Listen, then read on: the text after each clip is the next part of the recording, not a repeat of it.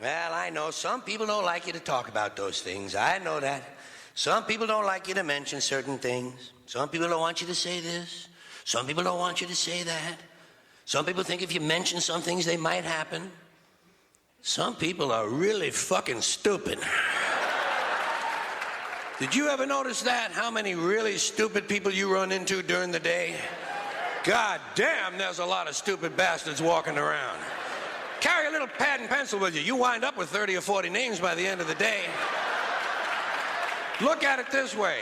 Think of how stupid the average person is, and then realize half of them are stupider than that.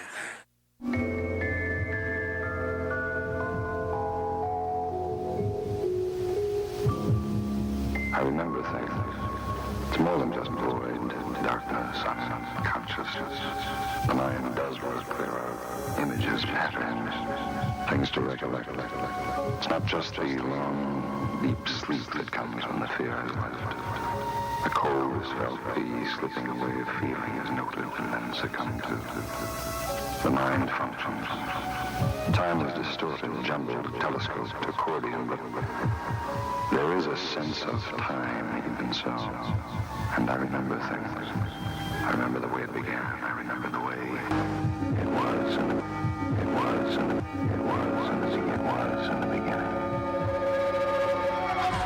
Daddy, I think he's lost his mind. He's never been like this before. Tonight he was almost raving. What did you say? Oh, crazy things, that he's some kind of a spaceman and that they're taking over the Earth and that we're all going to die.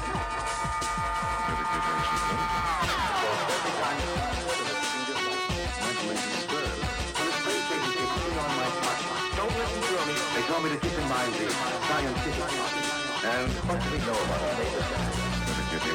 Don't listen to him. He's one of us with the advanced There is an ill, there is a way. So, be part of the experiment. Right here on Experimental Eel Radio. I am your host, Mike O'Toole. You can find me on Twitter and Facebook at Mike O'Toole, and I'm also on Instagram, Michael P. O'Toole. This is Experimental Eel Radio, man. As I said, check us out. Go to experimentaleel.com. When you go there, if you are so inclined to support the DIY arts effort in here in New England and broadcast all over the place, man, on that internet thing, go there, throw a coin in our cup, go to the Support the Show tab. Help us out, man. I'm doing my thing, talking to my friends, artists, entertainers, eccentrics, interesting people I run across on my podcast here. Once again, experimentaleel.com.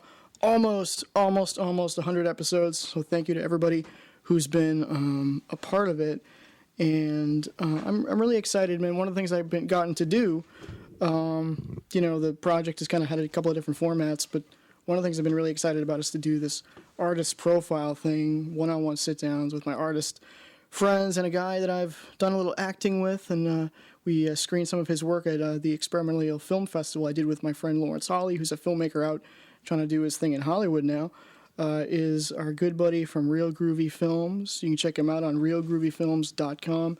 He is John Hartman. He is a world traveler and done a ton of cool films and crazy projects. I'm excited. This is the second time got to do a long form sit down, and I was really happy with the last one. So, hello, John Hartman. Thanks for doing it, man. You're the true beacon of peace for me, a peaceful presence, and always fun to hang out with, and funny, and just a good guy. Hello, yes. Yay!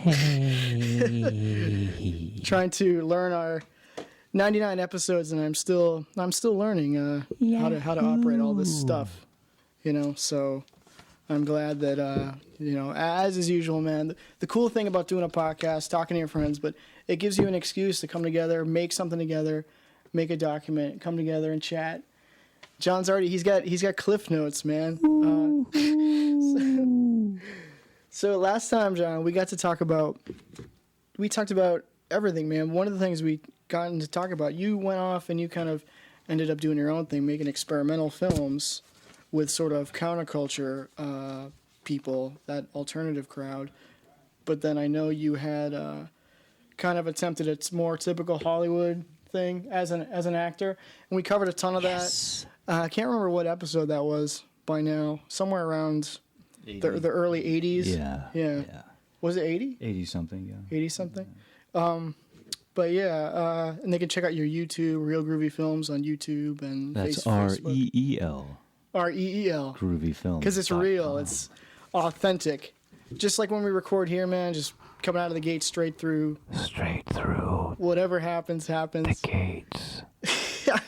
Master storyteller, master of the tongue. Michael O'Toole. And so one thing I didn't get to talk to you about, John, in your Hollywood journey is that you tried to do, you did your thing, you got an agent, and you were trying to be a commercial actor. You said you had short hair, no beard, and you did that thing. But one thing you got to do was this, allegedly it was the first film ever on VHS, this first feature. Super VHS. That was the claim to fame, yes. Yeah, The first called film. White Trash. White Trash. And you were the lead in that, right? I So was the let's lead. start off with that. I played an 18-year-old hooker named Casino. Was that a stretch for you, or Well, it came easy. The role came easy. you were prostituting yourself in Hollywood, I was 26, so to but speak? Yeah. I passed for 18, and it was a real experience. My agent thought I should do it for the experience, and it was a lead role. So why not? The film basically, I don't want to say it flopped, but it did not, quote unquote, make it. Fred Baker made that film, and he recently passed away. So he thought that film would make it in the market somewhere in the third world. Somebody would be interested and would not notice the bad acting, the really bad acting. Are you indicting yourself? We're talking So- about a film which was 80% set bound in the same apartment and was heavily oversaturated with dialogue. But for some people, in South America, maybe Africa, Asia, people don't care about that. They just, they want to see Americans do whatever. So what was the obvious thing? What was the movie about? It was about white trash, buddy. So you were the prostitute. I That's was what you said, right? trashy boy. $40 will take you to heaven with my kind of trash. I don't know about the sound, John. It's a little distorted there. Yeah. The story was that there was a bunch of Yeah. teenagers living in Santa Monica, and we would sell our bodies for, I guess at that time, I don't know, it wasn't crack. It was some other form of drug, like crack. We would sell our crack for You crack. sold your crack for. See, you beat me to it, man. Great minds think alike. and that was it. And it got good reviews, but I think those those critics were they were bought, in my opinion. That's just my opinion. So even back, people nowadays with the internet and stuff, these big movie companies and stuff, I think will still do stuff like kind of front load, their promotion where even like on the IMDb, they'll do their own people will do a movie review and say, oh, this movie's so great, you should Something check to it that out. effect. Yeah, So something this to was that like an early thing of that type of thing. I'm not sure how early it was. Probably this has been going on for a gazillion years. Right, but, right. The shucksters in Hollywood. This definitely it was such it was a film that had two different sides to it. Part horrible reviews claiming that it was a B- film. It was so bad. It was horribly set bound. The acting was terrible. So less than a B movie. We were in an apartment which looked really clean, and everything was, because that's all we could get. It was this clean apartment to shoot in. But if I had been shooting it, I would have shot it in an alley, living in cardboard boxes. For me, that would have been more realistic. But Fred decided that we would be living in a clean apartment, and everything would be. It just didn't seem natural to me. So even then, you had sort of I had doubts. thoughts that With my 9th grade education, even I had doubts at 26. But to give the film credit, if it really was the first feature film shot with Super VHS, that for me, especially because I'm a Super VHS guy, that means a great deal for me. I can hardly put into words how. Well, now you're a Super VHS guy. Back doing then, sort yeah. of this art. Now it's an art project. You've gone back now. It's 2016, almost the end of 2016, and for over a year now, you've been doing this. I don't want to get off topic from the white trash, but just Why not? let people know you've been doing this RetroTube project, which was a web series trying to get home movies and different sort of old VHS films, trying to cobble them together and presenting it kind of this old school channel changing TV watching experience. And then it became, you had a ton of your own footage. You said I got enough for a feature-length movie, and it was called Victor Has Been Shot, and it's now The Shackling. Yes. Which is its own whole story. But it's which we can come back to, I guess. But it's interesting that kind of, if you believe in that kind of thing, I don't know if that's a karma thing or what that is. But you started with the VHS, and now you're back.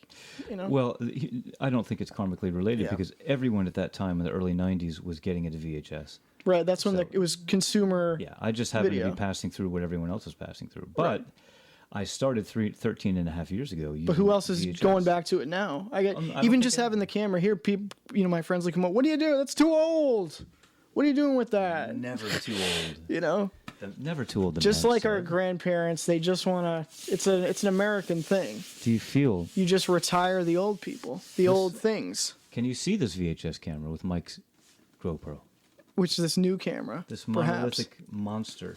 Who knows? This made me feel like a filmmaker because of the size of the camera.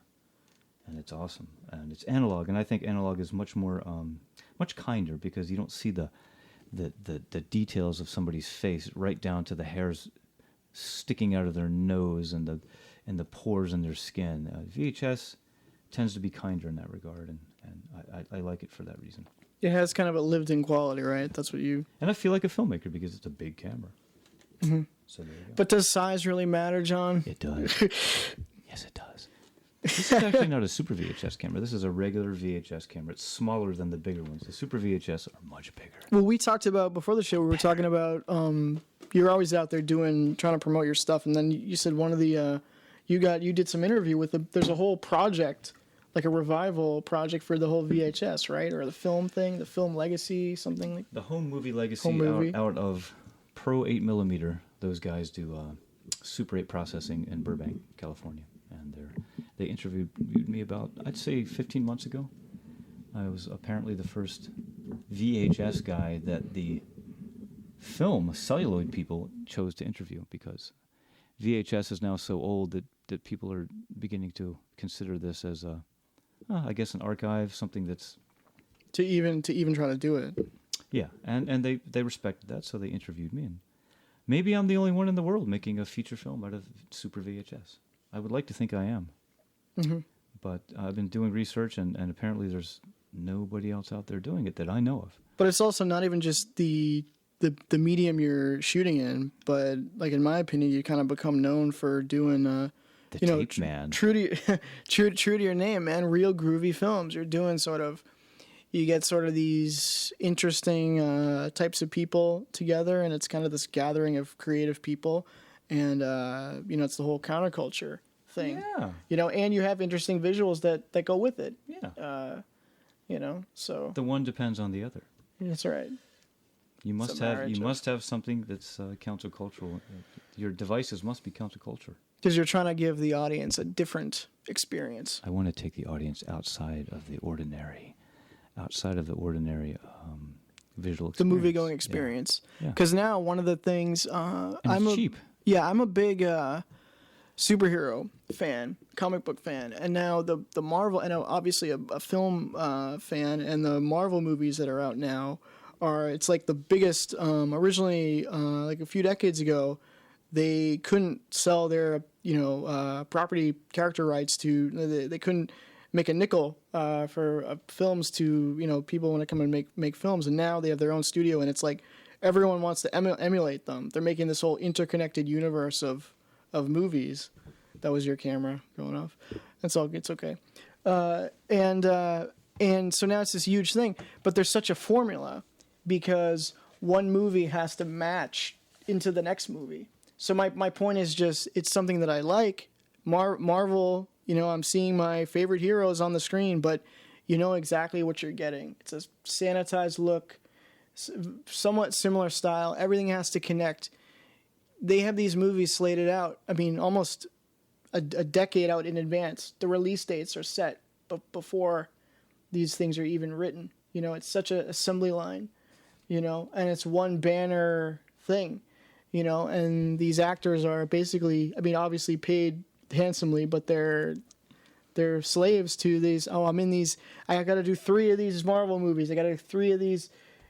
So for you as an independent filmmaker, you're independent, but also the style of what you're doing is something I think is unique. And isn't that the point of being an artist anyway, to give you a unique perspective, man? I would like to think that my work is not prefabricated in the way that you just described. Yeah. I would like to think that. I hope that that's the case. People tell me that my stuff is different.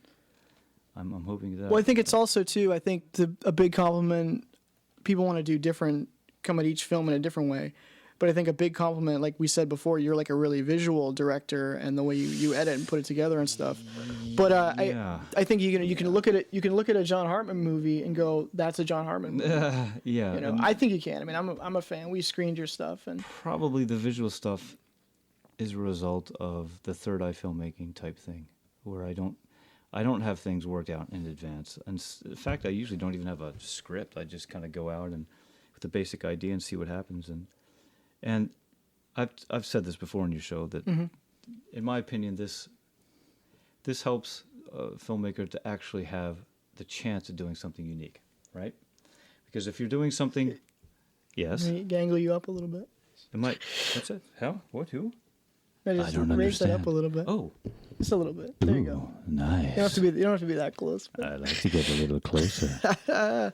Yeah, so I go out and I try to let the universe channel through me if possible. And this is, you've heard this before, everybody. And I said it last time too. I think that's a good message though to put out there for anybody really of any age who's sitting on something like, can I make a movie? Should I do? Well, I don't have a script. Is it okay? Is it okay?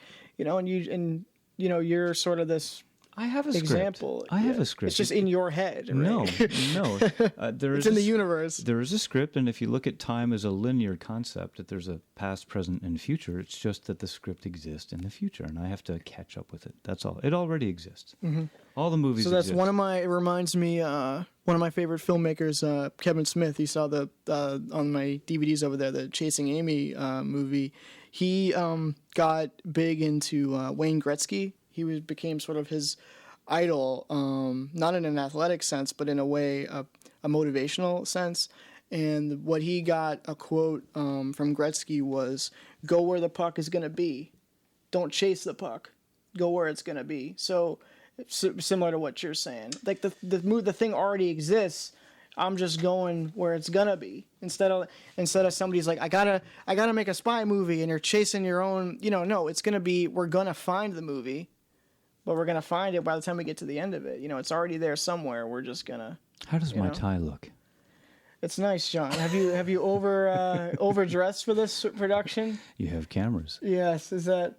I know we worked on that. I had trouble. I'm one of those. I don't usually wear a tie, and I remember I lived when we did picture day in school. I think typically I would have one of the clip-on tie. Clip-on ties are awesome. The fashion faux pas. Yeah, they're awesome.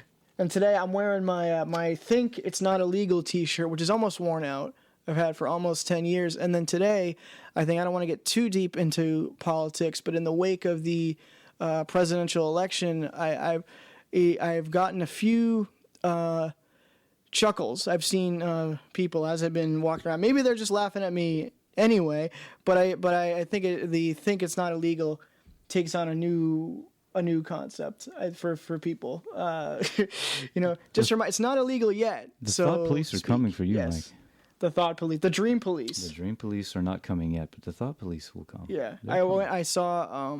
Think carefully. Yes, I got to see. Who was it? Cheap Trick and Hart and Joan Jett and the Blackhearts. I saw in concert this summer, and I'm a big Joan Jett fan. I never got to see her, and I got to the Cheap Trick. They have that Dream Police, and I'm not a huge Cheap Trick fan, but have you gone to any concerts back in the day? Anything? Sonny and Cher. Yeah. Black Sabbath. There you go. Iron Maiden. Twisted Sister. Yeah, Jethro Tull. Good stuff. Judas Priest. Saw lots of bands. Of course, the Grateful Dead. Duh. Were you, John, what they call a hippie? One of those hippie in freaks? The 80s? No. In the 80s, I was a big hair headbanger. Yeah. Yeah. I became a hippie kind of, I guess, I don't know, before that. I was a hippie when I was 15, 16, 17. And then the 80s hit, and what do? changed with the times. So Right. I used to wear headband around my waist, headband around my head. I used to go to concerts and have big hair, and my friends had big hair, and we were big hair people. It was good. It was an interesting time. It really was. I prefer the 70s, though. I really enjoy the 70s. Yeah, that seems to be your A theme with not just patch the polyester. Yeah. Not just the look, but the kind of energy that you. I remember thinking about that. I'm like, this is a John Hartman, a man out of time. Yeah, bell-bottom pants. He's his own guy. Yeah. I'm doing Patch Polyester, which is a little mini series, a cop from the 70s, kind of like Starsky and Hutch in Denver. And of course, as you know, I got a wild hair at my ass over that. It just hey guys, I'm in Denver again for a few months. I just want to do a little thing. I won't get crazy. But then got crazy. Now there's 3 supplementals, a 4th is on the way, and the actual Patch Polyester trailer has not even been shot yet. No, excuse me, hasn't been released yet. So what is Patch Polyester, John? Patch Polyester is a cop from the 70s who has a patch because the Soul Sisters remove his eye. And the Soul Sisters are from Kung Fu Hippie. They came from Kung Fu Hippie, and so did Patch Polyester. So I decided to do a sister film based on just those minor characters. And of course I got carried away, and now there's a whole new series, Patch Polyester, which is... It's almost like what do you say to people who have those people who say I have writer's block or I have creative block? I don't have writer's block. Because no, that's what I mean though. junkie. It's almost an inspiration where for you it's almost too much. It's like, oh, I'm building off this and then I got to build off this. I'm a junkie. I'm a film junkie. You know Yeah. this. That's right. And We I'm- tied in the experimental arts thing and the whole mental illness thing. You talked about having ADD. ADHD. And ADHD. And I'm a film junkie because it fills in gaps in my life. So something like Scourge of the Witch, which just came up the other day. This is the new thing. I was going to ask you about your current stuff too. Yeah, Patch Polyester and Scourge of the Witch are new projects, which, as you know, a year ago I told myself I was not going to start anything new, really. I was going to say that was the big. I remember that was the big announcement, and then I'm like, oh, Yeah. well, there goes Hartman. It's harder than I thought to stop filmmaking. It's really hard. I'm having some success, but not at the level I wanted. Not even close. I did a little hiatus. Went to Bulgaria for 3 months, and I became a rickshaw driver for 6 months, and that helped a little bit. Because of the winter, you don't really. Was that in Denver or in Bulgaria? In Denver and Bulgaria, but primarily I have only toned it down maybe 20% of what it was, and it needs to be toned down closer to 80%, because I'm just it's dominating my life. Filmmaking dominates my life, and Scourge of the Witch was just Victor's idea. He said, "Hey John, do you see this new show Salem? Wow, I'd really like for you, John Hartman, to direct me in this film," on Facebook. And I thought, well, that's not even my show, but Victor makes a good point because this is New England, Keep talking. Yep. And there's lots of a backdrop for this type of thing. Colonial films. You've got cobblestone streets, and you've got gas lamps, and you've got the Mayflower replica, and you've got this Plymouth Rock place where they're filming Salem, I believe, up there. A number of older churches, older colonial structures. So why not, if you're a filmmaker, utilize these dwellings and these artifacts and make a film? So that's what we're doing. Just because Victor planted this seed in my head, about 10 seconds later, I decided, okay. Not thinking that the wardrobe might be a problem, which it was. Getting people might be a problem because it's short notice. I'm only in New England for 2 weeks, passing through from Bulgaria, going back to Denver after this. Nevertheless, we have already had our first shoot. Tonight we're going to have a second shoot where Victor is at the attic. That's tonight. And we're going to do the sacred oiling and flogging of Victor, the anointed one from below. He shall be summoned by go-go dancers, and he shall be released upon the good citizens of Salem, whereupon he will do weird things to them, and they will notice, and they will interrogate him and try to burn him at the stake and so forth. And innocent Puritans will be questioned and dunked in the water and so forth. And my biggest problem for stuff like this is, where's the redeeming components? Where's the meaning? Where's the message? Right, the light out of the darkness. It's all dark, and so I have to struggle for that. I'm trying to get some clean looking components in the film, which will balance out the light and the dark. And for now, it's pretty much all dark. We're gonna oil up Victor and beat him publicly in a gothic club this evening. So just to give you an example. So that, yeah, I mean, there's the fetish element. Right. And I can't seem to escape that either because it's so fun. And a lot of my friends that are willing to do these really outrageous countercultural things, they happen to be alternative folks. And so I also am an alternative type guy as well, keeping the details to myself. Mm-hmm. But I seem to attract these kind of folks because, they want to play. And it's basically all good, clean fun. But I think sometimes I pass the border, and I focus a little too much on decadence. Mm-hmm. And I think I really need to tone that down. In Bulgaria, I have started making spiritual films, documentaries, and so forth. And I'm even about to open up a new YouTube channel, probably called something like Third Eye Filmmaking, which will be entirely the focus of spiritual or positive films, as boring as that sounds.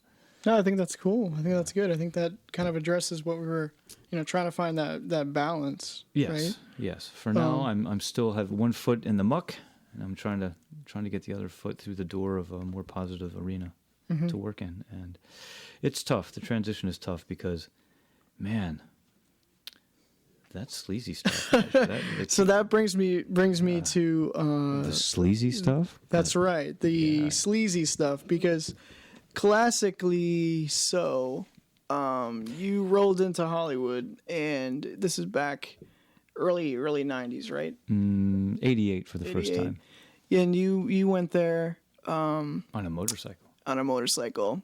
And was that one of your cross country rides? One of several, just looking to expand my consciousness, looking for life, looking for anything outside. You're always traveling, yeah. I had a 9th grade education. I was 23, and basically born and raised in Maryland, I wanted to see the world, and so I was looking for something better than what I had. And I'm not saying that Los Angeles found this, but I'm not saying that Los Angeles, produced this, but I was introduced to Buddhism, and I became friends with lots of activists and worldly people. So that ushered me into a new arena in my life where I began acting and meditating. So that helped a lot. But I never thought I'd be a filmmaker. And I was almost a career Hollywood person. It was really close, and I almost did porno.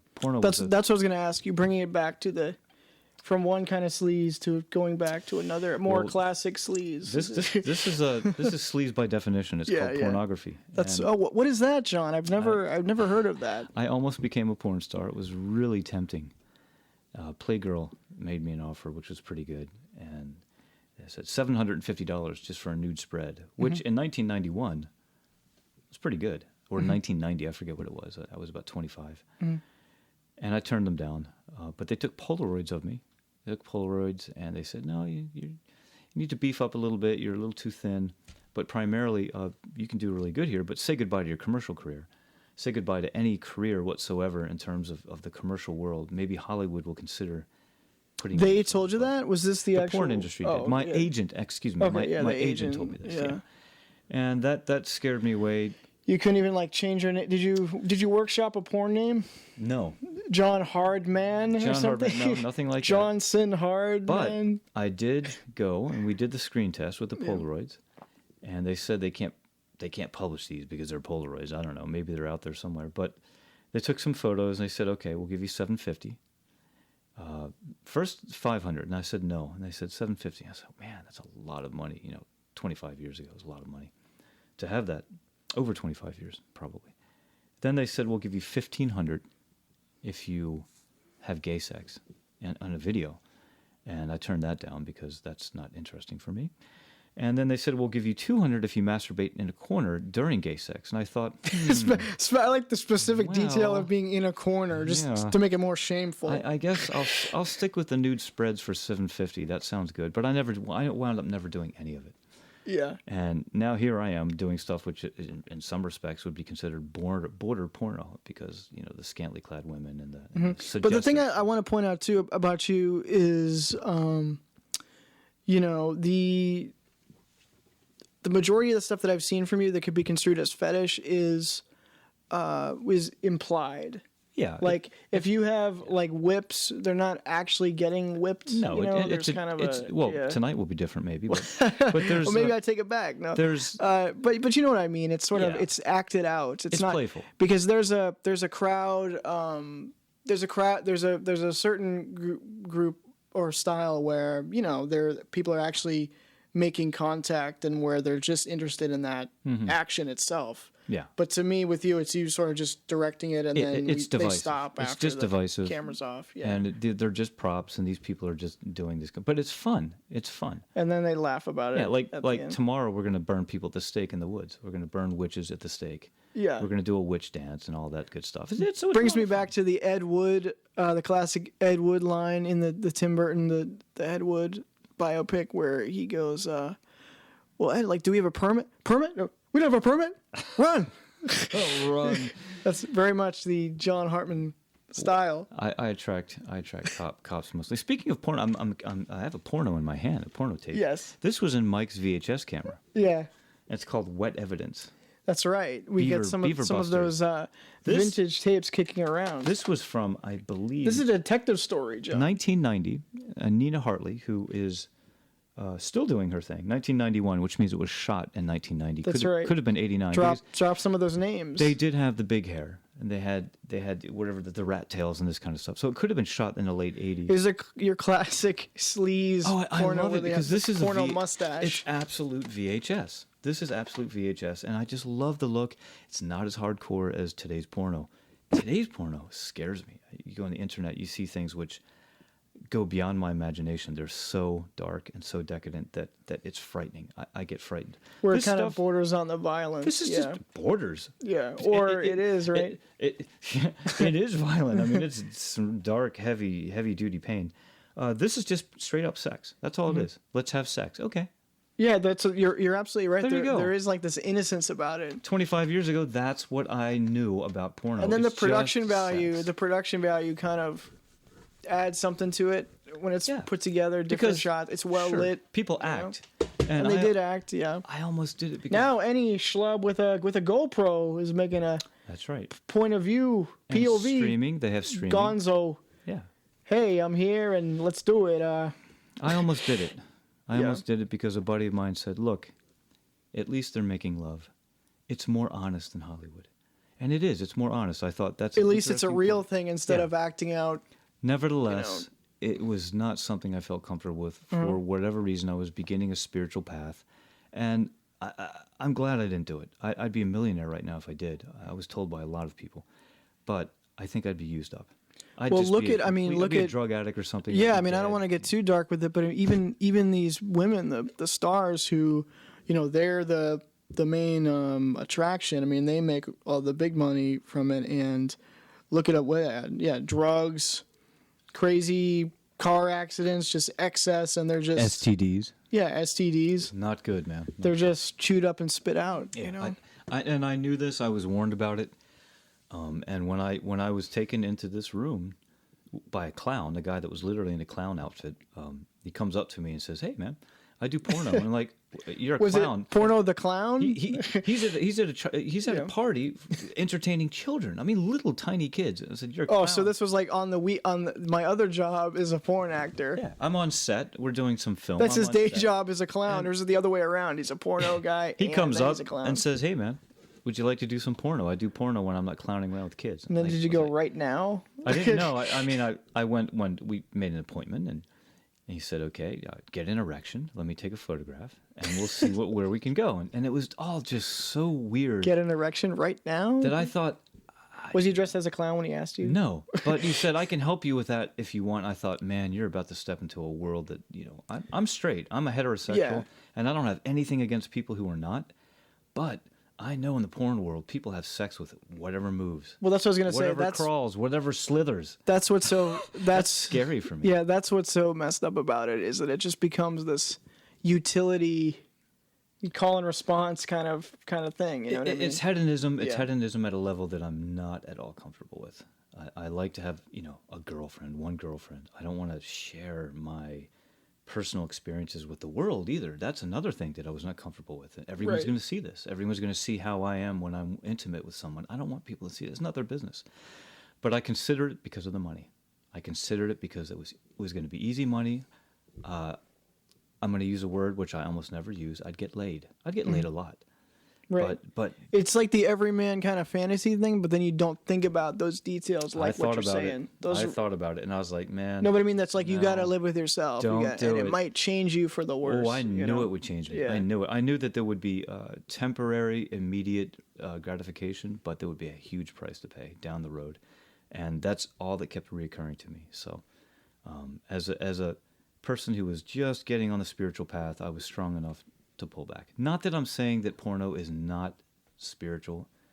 Tantra yoga is a consideration as well. But for me, it didn't feel right. It just. But it's didn't feel like right. you can have sort of a reserved place for it in your life that doesn't hopefully like take over. Anything can become anything. You can Yeah. become addicted to anything at all. But Didn't want to gamble. yeah. I didn't want to gamble with know. that. No, it was too much. It was too much. And the creepy clown really helped to freak me out. I was like, It's like wow. that's a trend now. What is this thing about clowns? They're just popping up and scaring people. It's a It's like, dude, trending topic. You're hired as a clown to play with kids, and Was it the guy from It? you're Who gonna was do that this? guy? No, I don't remember what he was. A chubby fellow. Yeah. And he. There is a guy named Porno the Clown. I think he was from Oh, the geez. Howard Stern No, show. he was a regular. He was just a regular clown. Yeah. And I honestly, I think porno is, it's more honest than Hollywood, and I like that about it. I really do. But these days, porno, wow, I'd have no problem turning down anything because it's so. It just seems so There's no kind of twisted, so. any kind crazy, of desperate. any kind of like glamour that was there. Well, it was about love. They're not even trying. It's It's just about making love. Yeah, People yeah. are making love. Now people are doing things like, I don't even want to talk about, just much less visualize, much less do. It doesn't seem like making love is a consideration anymore. It just seems well, like, because that becomes passé. That becomes played out. So you have to keep adding weird shit. Like, what if I wear this outfit? And what if I add, 10 midgets? or And what if I insert this or yeah, that? Yeah. I'll insert that into this, or this yeah. into that. Anyway, we're not going to get into why you had a porno tape in your VHS recorder, Mike. But, Well, it's but I'm glad you did. the VHS boom, John. I know we're taping over some of these tapes, and I love it. there was a big VHS boom, and I think pornography was a driving product placement, apparently. That's a detective story, John. It's a noir detective tale. I'm a fan of noir. This is so watered down as a porno. What I think, is that a softcore? I would say, Yeah. I would say by today's standards, almost not porn. Yeah. Almost. I mean, there's intercourse. That's pretty much the only rated X portion of This it. is like your IMDb review of this film. But what evidence for me, Beaver Busters? Who's, oh man, I can't remember the actress's name. Let's change the subject. What are we talking Yeah, isn't this supposed to be an inspirational, socially Let's talk about conscious program? Gina Matusa, or I have a little list of here. Well, but I wanted to drop a couple of names though. Didn't you say you went and was it when you were trying to get into porn, or you were at a you went to some kind of Hollywood party and you said Ron Jeremy, who I Yeah. think even Ron Jeremy like kind of crossed over into the mainstream. He's a porn legend, and then he tried to do some mainstream stuff. I remember Marilyn Chambers also was was one of those big fish back then, and Ron was already established by '92 as a big fish in the porn industry. And there he was invited to a Hollywood party, and he was at the craft service table, just like picking up grapes and stuff, and I said, "Wow, that's Ron Jeremy, amazing." He still does it. He still is at it at 60 something. He has products now. These weird sex toys that he's producing or whatever. and I think he was like a special education teacher or something before but he that was last became- year. That was last year. So, give him a break here. He's changed. Yeah, well, everyone has to, find a way to make ends meet. Yeah. No, but I think that was like what he did. And Make ends meet. You had become Get a it? teacher. Pun intended. Ends meet. Ends meet, MEAT. Yeah, but I don't know. You had seen him anything? I saw him. We weren't friends. Yeah, a friend of mine had just mentioned. That's I remember Ron Jeremy was in the guys who did South Park made a movie called Orgasmo, and it was a movie where they're Mormons, and then I think it's either to raise money or something, they did a superhero porno, you know, and like Ron Jeremy's in it, and then he plays like one of the villains. I've got something better, Mike. But it's not an actual porno; it's a comedy film. I remember we saw it when we were kids. You know, it's a rite of passage. Let me tell you about something that's even. They said the theme song in that, John, or one of the guys sings it. I'm not going to actually sing it, but the lyrics are, "What makes a man is it a woman by his side just because she has big titties." That's part of the song. Please don't call them titties. You're not going to make me cut that out. Ron Jeremy. There was Breasts. a Ron Jeremy mask in Denver in 2013. Were you going to go for Halloween? It's about $4,000 for this mask, and he had to get the rights. The artist wait, $4,000 to make the mask because it's such a likeness of Ron Jeremy. That's horrifying. He had to get written permission from Ron Jeremy to do this, and I said, "Wait a minute, someone you knew?" He makes masks of celebrities. Okay, so this mask it looked so much like Ron Jeremy, it was frightening. You could put this on, you walk down the street.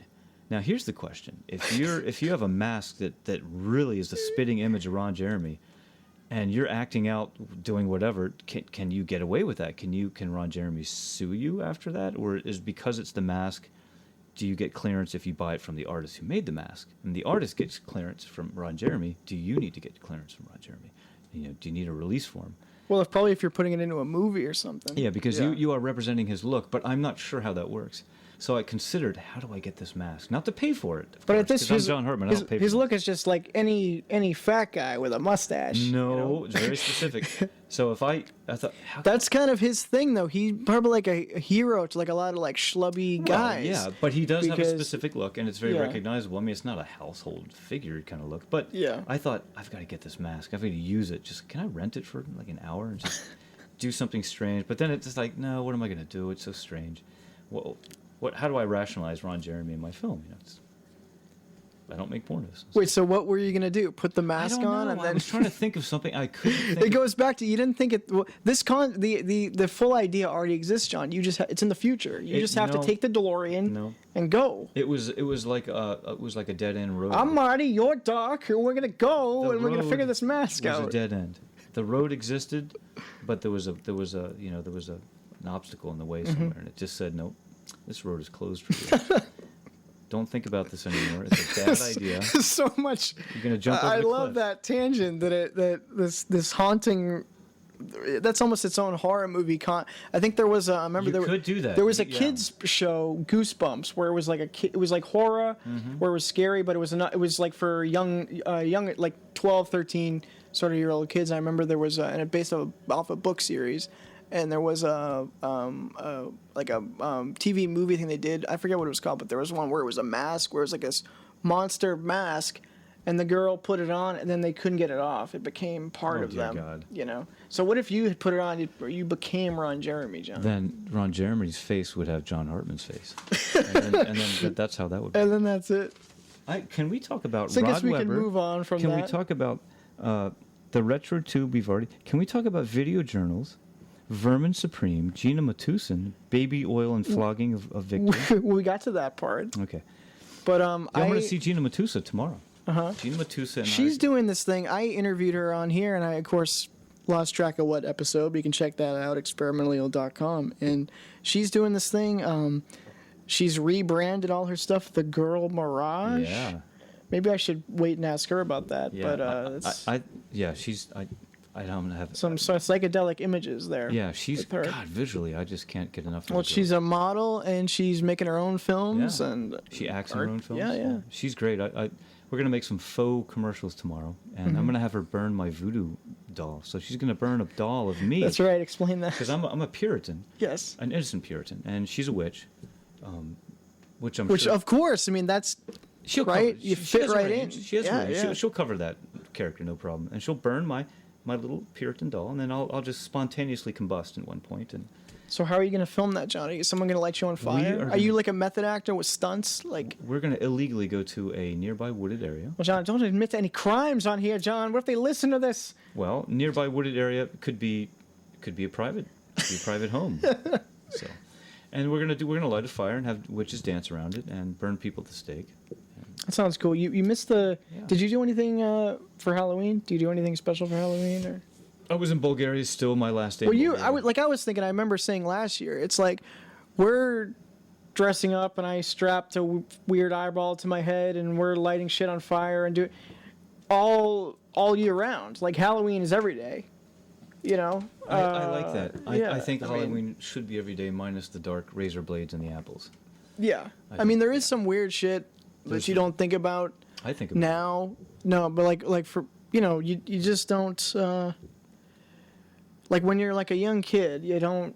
I mean, there's this it's really exciting, but then I'm like, when you start thinking, Have you ever like, had let's your bag send- snatched? I've had my bag snatched. just snap. And that's the thing. People are wearing masks. I mean, it's like a perfect opportunity to be an asshole. And snatch your bag, or stick Yeah. a knife in you, or put a razor blade in the apple. In these oversensitive sort of We used to soap cars. yeah. That's all we do: is soap windows with a bar of soap. Trick or treat. That's it. Trick or treat. And not So is that the slash. trick? Is that That's the trick like yeah, that? you And don't then slash. eggs and smashing pumpkins. Eggs is even too much. Just take the soap. You know, it's playful. In the 70s, that's the way it was. But I'd be afraid to send out my kid, these days. I would accompany my child. That's what I was gonna if had say. That's like something that you don't really think about. And there's that nostalgia of being a kid, and I just think you eventually, when you grow out of it, you realize like, wow, this is kind of. I mean, candy is available all year round. Wearing a mask and going up to strangers, is it really necessary? Like, there are people nowadays who won't. They don't answer the door if you don't call first. Yeah. Yeah. They gotta I mean. Are you stuck on Crazy. a thought, Mike? Are you stuck? Do you need me to? No. I'm not stuck on a thought. You know what It's I really time to want to talk ask about you Rod Webber. personally. I want let's get to. I know you're a world traveler. You travel all around, and we talked about the Hollywood stuff. And you had talked about last time you were on here. You talked about being sort of that starving artiste, starving actor, trying to make it in Hollywood, and you talked about, I think, some of the interesting places you lived. You always lived in the poorest neighborhoods. You talked about sort of an altercation with the police where they thought at your own house that you were going to buy drugs, and you tried to show them your wallet, your ID and stuff. And something that we never, we mentioned it, you said you could talk 5 hours about this, is that you lived in a Scientology house. Yes. And I know there are a lot of actors. Of course, Tom Cruise is big mascot for Scientology, and I don't know if there's any if that's bigger, how Scientology is bigger out in Hollywood and all that stuff. But I think I'm interested to hear what that was all about. How did you find the Scientology house? How did I What find? Well, Tom and Nicole Kidman were part of the celebrity org of Scientology. They were celebrities, and I was just a guy that was a regular guy that needed to find a place to live, and looked in the paper, and there was a room for rent in a Scientology boarding house. So most of the people that lived in this house were not Scientologists, but a handful of them were. And let me tell you, So, but what does that even mean? A Scientology boarding house? that's where they Anyone lived. who's part of No, this- next door. Which, for people who don't know, right, Scientology, it's like L. Ron Hubbard, who was the sci-fi writer. And CIA Just wrote- director.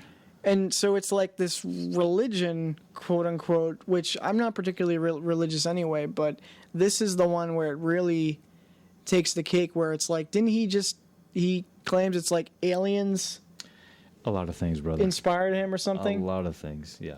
But, He was the director of the CIA. He wrote science fiction books, and he started this religion. Basically, his son said that he started the religion so he would get tax cuts.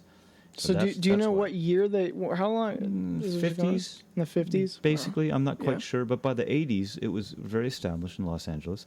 And there was one house that had nothing but Scientologists that lived there in a rooming house, maybe 10 or 15 of them. So is there like a membership card? Like, how do you Yeah. show that you're... Well, you have to get clear, and you pay them a little more money, and they do. Oh, that's money. You just buy into it. Right.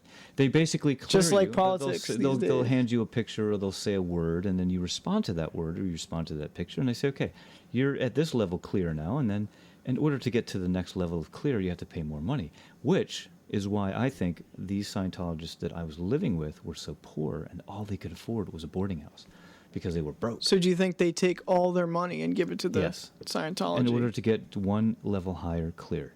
And I'm not saying it doesn't work, because they use basic psychology. And if they say respond to these pictures, and somebody knows anything about psychology, they're going to tell you, okay, your responses indicate that you are this type of person. Your psyche is going in this direction, etc.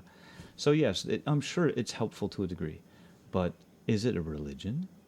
Is it actually a religion where the main focus is helping you expand your consciousness? Well, I think most people have said it's a cult. Love. Yeah. There's no unconditional love. Either you pay me or I don't help you. I don't call that. Yeah, you can't get to the next level, Yeah, John. You got to put in more quarters and play the game. I have a word for this. I have a name. This is called a business. Yeah. That's a business. That's my opinion. Maybe I'm wrong. Maybe that's too harsh, but that's how I see it. Yeah, no, I think certainly I don't want to get into slamming religions, but I think this is definitely of the religions, this is the most suspect. I think this is fairly, except for those who are deep in it. Yeah, you can't get to the next level. You give us some money here. You have to hold cans in your hand, and they have wires, and that's the e-meter. And the e-meter will show what level of emotion you are when somebody says this word or that word, or shows you this picture. And so they go. But what does that mean? That you're a better person somehow? Like, well, you need room for improvement. So, and you need to be higher level. And Tom Cruise will help you with that. Your level's too low. So did you already know this? Did you learn like while in the Scientology place?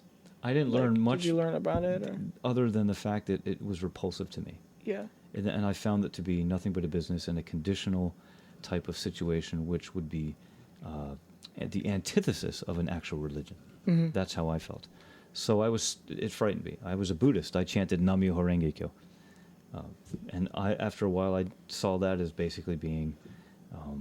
Did they ever ask you? Did they try to recruit you? On the street corners. Scientologists and the Nichiren Daishonin Buddhists also tried to recruit you. Literally from the street corner, they'd give you a card and say, hey, come on over to a meeting. We're going to chant, and we're going to teach you all about this stuff, and we'll go to meetings. So I think most people. I want to get back to the Scientology stuff specific, but I think well, you said we don't need to do 5 hours, but you said 5 hours Why before.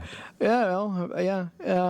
Let's see So I think most people. I know it's kind of a trendy thing. I mean, I consider myself a spiritual person, and I know I did improv at Improv Boston with a guy who was a Buddhist, but he was sort of part of. This group, and for me, kind of being a layperson, I think a lot of people just think of Buddha. I know they don't really think of Buddhism as like an organized religion in that way. Maybe I'm wrong about that, but I don't know. Is there like a different sect where this one is going to be more organized than other ones? Yes, this is a different sect of Buddhism. They don't shave their head. They don't wear robes and things of that nature.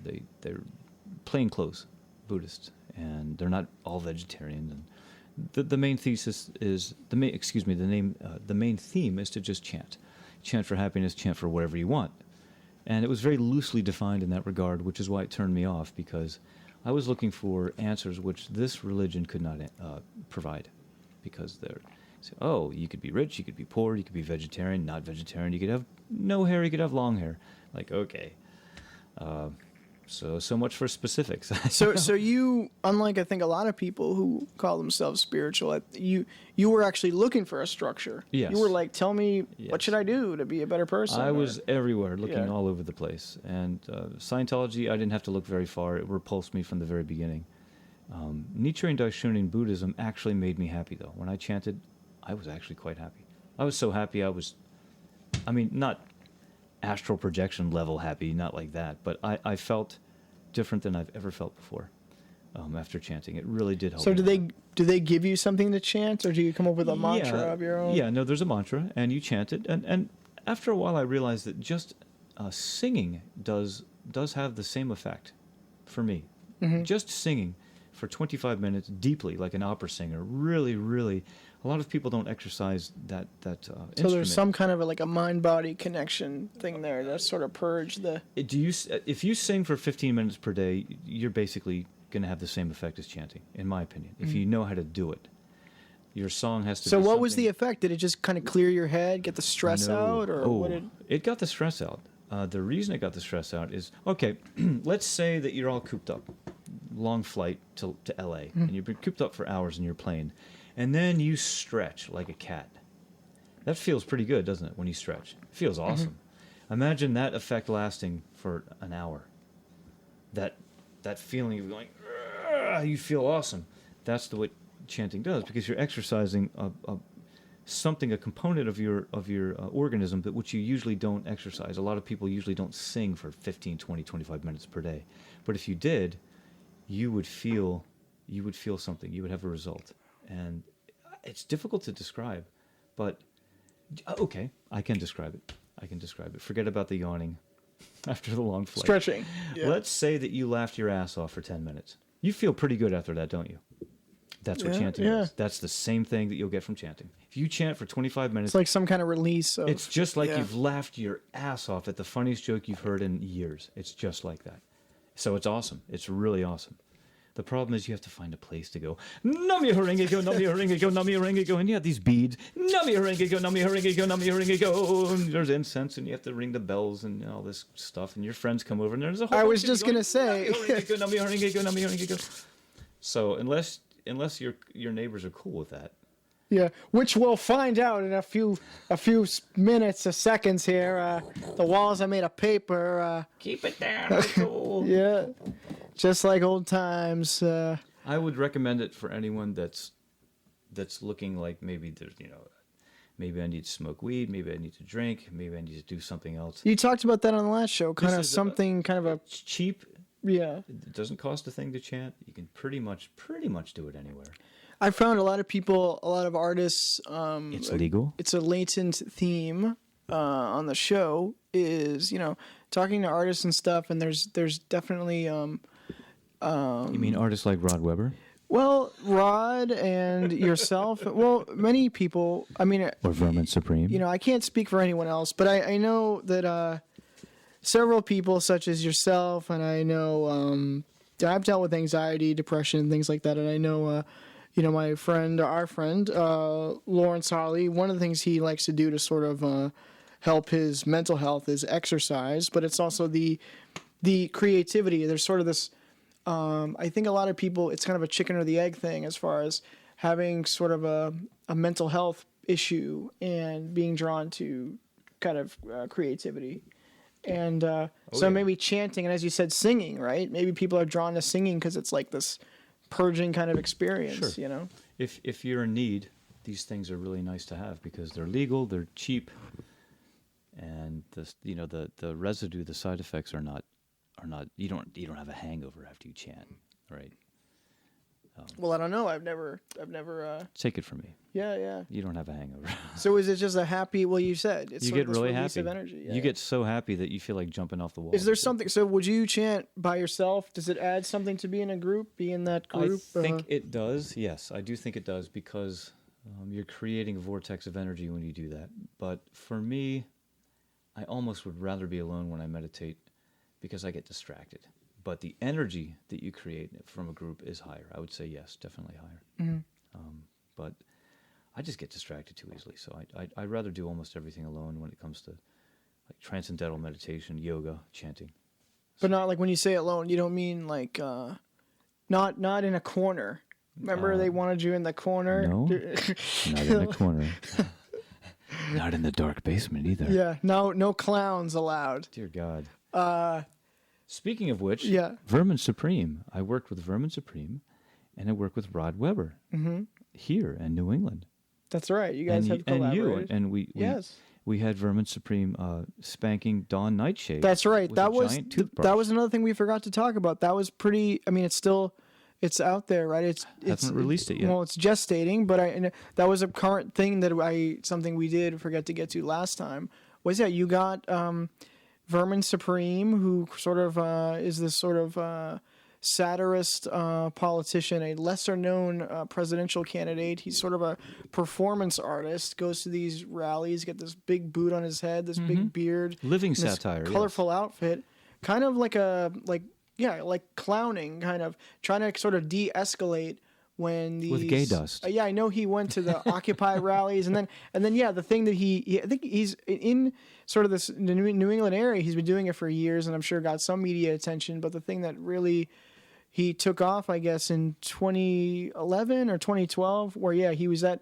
They have a for these sort of like fringe far out, like weird candidates that most people I'm sure don't even know. There's like, these guys who Vermin Supreme's platform is everyone will get a pony, and it's mandatory teeth brushing and all this wild stuff. And zombies, burning zombies. Oh yeah, for heat. the energy plant will be fueled by the awesome power of zombies. Yeah, it's great. And and so he did. There was that lesser known candidates debate with all these fringe candidates that doesn't get, I guess, a ton of coverage, or maybe it does locally. It's a spectacle, whatever. And there was some guy, like the equivalent of like a right wing guy, I think, a homophobic type guy, who was saying some anti-gay stuff. And so Vermin Supreme had a bag of glitter and glitter bombed this guy. And somebody got footage of that and his whole thing, and he went viral online, I guess. And people used his picture and that video clip, remixed it, and all this stuff. I know there's a documentary out about Vermin Supreme and all this stuff. He's been around for decades. I know our buddy. I don't know if you know Mick Cusimano, who's an animator and a filmmaker. I know Mick. Yeah, I've interviewed him here. He's a cool guy, and he told me, which I didn't get to get. I got a ton of great stories from Mick, and you can check it out, experimentallyo.com. You can tell we've done almost 100 episodes. All these cool people sitting down. Like with Rod me. Webber. That's right, Rod Webber. We did... Rod's done stuff with Vermin Supreme, and then... That's what... Rod probably introduced me to Vermin, I guess. I don't remember, but I know that Rod and Vermin have been working together more recently, I guess, because of the campaign stuff. And now Rod has a lot of great footage of his escapades around the that's right, the debates, and he's recently, I think he submitted to Sundance. Yeah, he was submitting to Flowers for Peace. He was submitting to a ton of film festivals, and I'm in that film quite a bit. Which he interviewed you, right? He not only interviewed, we lived together for 10 weeks, and we shot a whole bunch of stuff. That it's not just about the campaign trail; it's about his life revolving around whatever he ran into, whatever he encountered for about, I don't know, a year or 2 years. And when he passed through Seattle, he lived with Z Zarbach, my film partner, and myself. And she funded a lot of those. You were kind of known as this guy who you were shooting on Super 8 and Super 16 millimeter film, right? Mostly Super 8. Super 8. Z funded a lot of that. And she helped Rod, she helped me. And patron of the arts. Now Rod has got some awesome footage. My God, I've seen his teasers, and I'm just blown away that he actually managed to get as close as he did to these people. Right. We sat down with Rod like early on. Jeb Bush. When he Jeb Bush. Donald Trump naming him, calling him by name almost. I think he sat down and he was talking about Jeb Bush put him in 2 campaign ads. And Rod He's had on done... World News Tonight. That's right. They did a story on him. ABC World News did a story. It's exciting because he's local, and he's, I don't know, to know Rod and to have worked with Rod and to be in the film, and you might even be in the film. Yeah, I think we had sat down and done an interview. It's exciting, Mike. Yeah, it's just exciting. That's like this weird sort of. It's like I jacked into the Matrix. Our friend Lawrence Holly. I had met him through my uncle, and we had worked in community television, around the area. And then, we both wanted to start up this independent film festival. And then we met guys like you coming in and submitting your films. And it's been sort of this, and then here I'm sitting down, continuing the radio show thing. And, and then I invite all you guys, hey, like, why don't you bring your cameras? And then... then we're talking about films, and then I'm in, this guy's film and that guy's film talking about it. I actually interviewed, I know you went back to Denver, I interviewed the Cone Cutter on here over Skype. Yes. For almost 3 hours. He was great. And, Frank has a lot to say about the cone cutting. Yeah. You might want to interview Eric Eastman, who was I guess he on the state level a New Hampshire congressman or representative. I'm not sure what his title is. I forget. But yeah, he's into the politics too. He has been an actor he's been doing a film for 10 years and community. And you had told me I'm still I mean I guess it's I was a huge fan as a kid. I got a couple of the figures here of the Teenage Mutant Ninja Turtles. and you said to me something like he is the cousin of Kevin Eastman, who was one of the co-creators of the Turtles. Oh, were Lord. you just pulling my leg, or Lord, I'll have to ask him that. I think you heard that from somebody else. Maybe I was just pulling. Somebody was pulling my leg. I don't think I've ever actually verbalized Ninja Turtles in my life. I've never even said those words. Maybe I inhaled too much glitter bomb dust. Yeah. But Eric has got stories. Yeah, man, he did. He was in that. He's in a lot of stuff. He's very much in demand. He's a very charismatic fellow. But Very for charismatic. you, he was in that Bridge Crusader, which then you did it as Ghost Bridge. Ghost. What? Ghost. Yeah, Ghost Bridge. Do you need your outline? I've changed the name of that film, where I've changed direction in that film too many times. I get confused.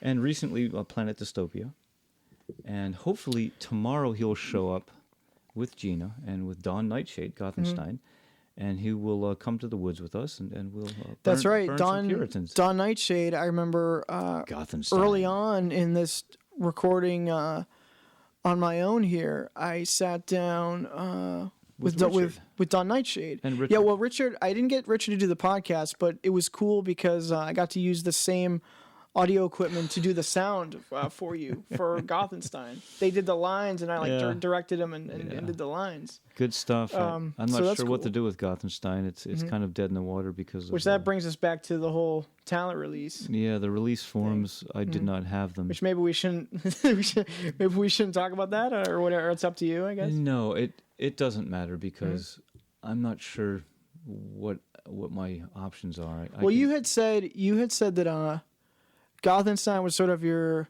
gothic, sort of German expressionism kind of noir thing take off with Frankenstein, and it sort of had some fetish elements to it. Yeah. And a gothic monster. And you with gothic desires. You screened it at some kind of, as you would say, a hip venue in Denver or something, and it got a good reception. It really got a good reception. Yeah. But one of the principal actors is not comfortable with being in the film, and so now I have to after the fact reevaluate. It was my fault because I was not clear up front about what the intention of the film was. I wasn't necessarily sure what I was going to do with the film either. I just kind of started filming, and I assumed the best, and I gambled and I lost. So now I'm in the process of considering whether or not to blur out the face of this character, to put a black bar over this character's eyes, or blur out the face, or not, or just lick my wounds and accept the loss and move on. I'm not sure. I haven't made up my mind yet, but I probably will try to salvage the film. It gets into sort of the stuff that isn't fun, and I know I was excited to sit down with you because we always have fun. It's always fun to sit down. If it's not fun, I'm not going to make films. Yeah. And the spiritual films I'm making now, they're fun on a much higher level. They're fun in a way which makes me calm and peaceful. But the kind of lower chakra of the 7 chakras, the lower chakras, those are the ones which become aroused when I do. But I was just saying the kind of like when you watch a Hollywood movie and you see these list of names and logos and all these, just the soundtrack alone. I remember going back to one of my favorite filmmakers, Kevin Smith, his debut indie feature, Clerks, where he made it in a convenience store while he worked at the store. He was a clerk, and then when the store closed down, he used what he had. He filmed in the store. And famously, with that film, they made it shot it on film. At the time, it was cheaper to do black and white. Now, I think it's more expensive because it's an artsy thing if you wanted to do that now. But the famous thing with that was once the movie was picked up at Sundance and bought by Miramax, the soundtrack was more expensive than the actual movie. They made the movie themselves, and then Miramax said, "Well, this is going to be a hit. We're going to load it up with a grunge soundtrack, Alice in Chains and Soul Asylum," and you know what I mean? So I was just going back to the idea, sort of that type of thing, budgeting, and sort of the legal stuff about filmmaking and the arts. Not always fun, but something that you have to consider. I am forced. Somebody's in your project to consider. You were doing a project. Someone is in it, and then But I hate later it, on man. they can kind of contest. Well, I don't want to be in that now. Yeah, I hate the whole thing. You're sort of a slave to them at that point. I really haven't done release forms probably since Planet Diva 5 years ago, and I'm not comfortable with not trusting people. I'm not comfortable with making conditions, but not about me. Everybody's got to cover their ass. It's also why I don't not care sign about my it? ass. Yeah, but I mean, why not sign it if we're all cool? Everyone It's else just- that is in the project, nobody gets to see the film. If one person says no, then that kills the whole thing. The whole ship gets burned up. It sinks. When it's back to, it reminds me of Hollywood. You think of these movie stars and you think of egos. It becomes an ego thing. People are just like, you know what? I don't like the. Hey, could you think of like the other people who are involved? Well, I got this new corporate job, and who knows? And people change their minds. They do. People change their minds, and usually, if somebody that's a friend of mine says, "I'm no longer comfortable being in that film," or "I want you to alter that film," I'll consider it because that person's my friend. And that Right. person helped me. But it's like within reason. To shut down a whole project is something that I need to think about. Now, in this particular case with Gothenstein, I will say that it was mostly my fault. I was not clear up front, and this person was not properly informed. So I don't blame this person for doing what has happened. I just don't want it to happen again.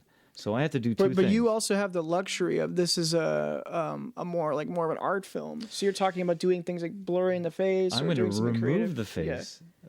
Conceptually, I'm considering Key removing in the face. D.L. Polanski's face. Keying in another woman's face, frame by frame, movement by movement. It would be a pain in the ass, but I think it might actually make the film more interesting because she's the bride of Frankenstein, or excuse me, the bride of Gothenstein, and if she's a creature that was created by Dr. Gothenstein, why wouldn't her face, look different from time to time? Like maybe her eyes are a little bit too big, or maybe now her mouth is moving in a different way, and it'll look freaky, which I like. So I'm actually kind of excited about trying to do this. It reminds me of. It'll take a long time though, and that's the main reason I haven't started, is because I know it's going to be a big pain in the ass. Yeah, just sort of dreading that. I am dreading post-production thing. I'm kind of waiting for things to cool down too, because the person involved was not comfortable with it, and I'm just trying to relax for a while, and hopefully things will change in the future. People do change their minds. Like, I'd like to be in your film now. Ooh. Yeah, well, that's that has happened to me with projects too, and then it becomes even more work. Now I have to go back and put the original thing together again. Well, I didn't have that. I was trying to do right by and get rid of it. And now this has happened to me 3 times. Yeah, so in 13 and a half years, and so now after about 4 or 5 years hiatus, I'm back to using release forms, and it kills me because I hate it. I've already had somebody in the cast of The Shackling voice their opinion that I don't trust them. Oh, well, without naming names.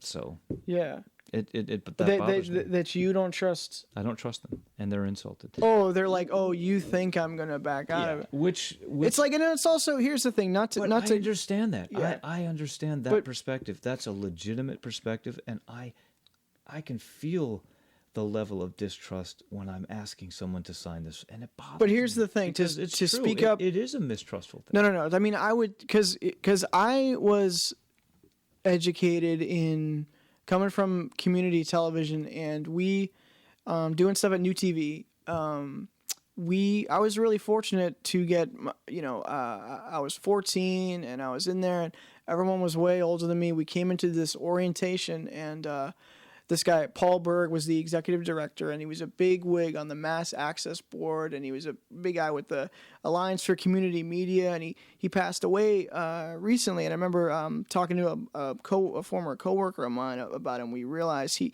was one of those guys who he led quietly. He didn't rule with an iron fist, but he was so into community television, and one of the things that he educated us on was, you got to do your release forms, and it just became a habit. And it's different when you're working with a bigger entity, and they can kind of remind you and sort of back you up. But the fact that now we're on our own doing sort of weirder things, it's all the more reason why you got to be, like, the fact that, like, if an actor, it actually helps them because then at least there's something in writing. Like, well, we did Yes. sign it. Otherwise, you have to ride on this weird cloud of, well, And it's a it's verbal terrible. thing. Somewhere we said something. Yeah, it's and then you get terrible. into the thing, well, And Facebook isn't good enough. there's consent, but then I was looking up things and it's Doesn't like, well, stand what up. is the range of consent? No, it doesn't stand up in the court of law.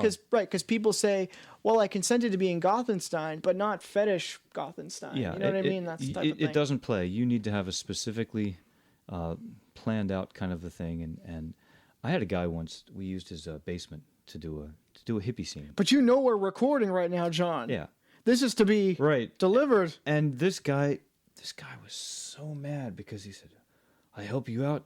I let you use my basement, and now you insult me with this." See, that's wrong. That's and just then not to he not took to the insult release them. form and He wiped his ass with it. No, he wrote Bob Boberson or Bob Robertson, which is not even his name, and he wrote it diagonally in gigantic letters across the whole form, and he handed it to me. Now that, from what I'm told, believe it or not, that's legit because it was his handwriting.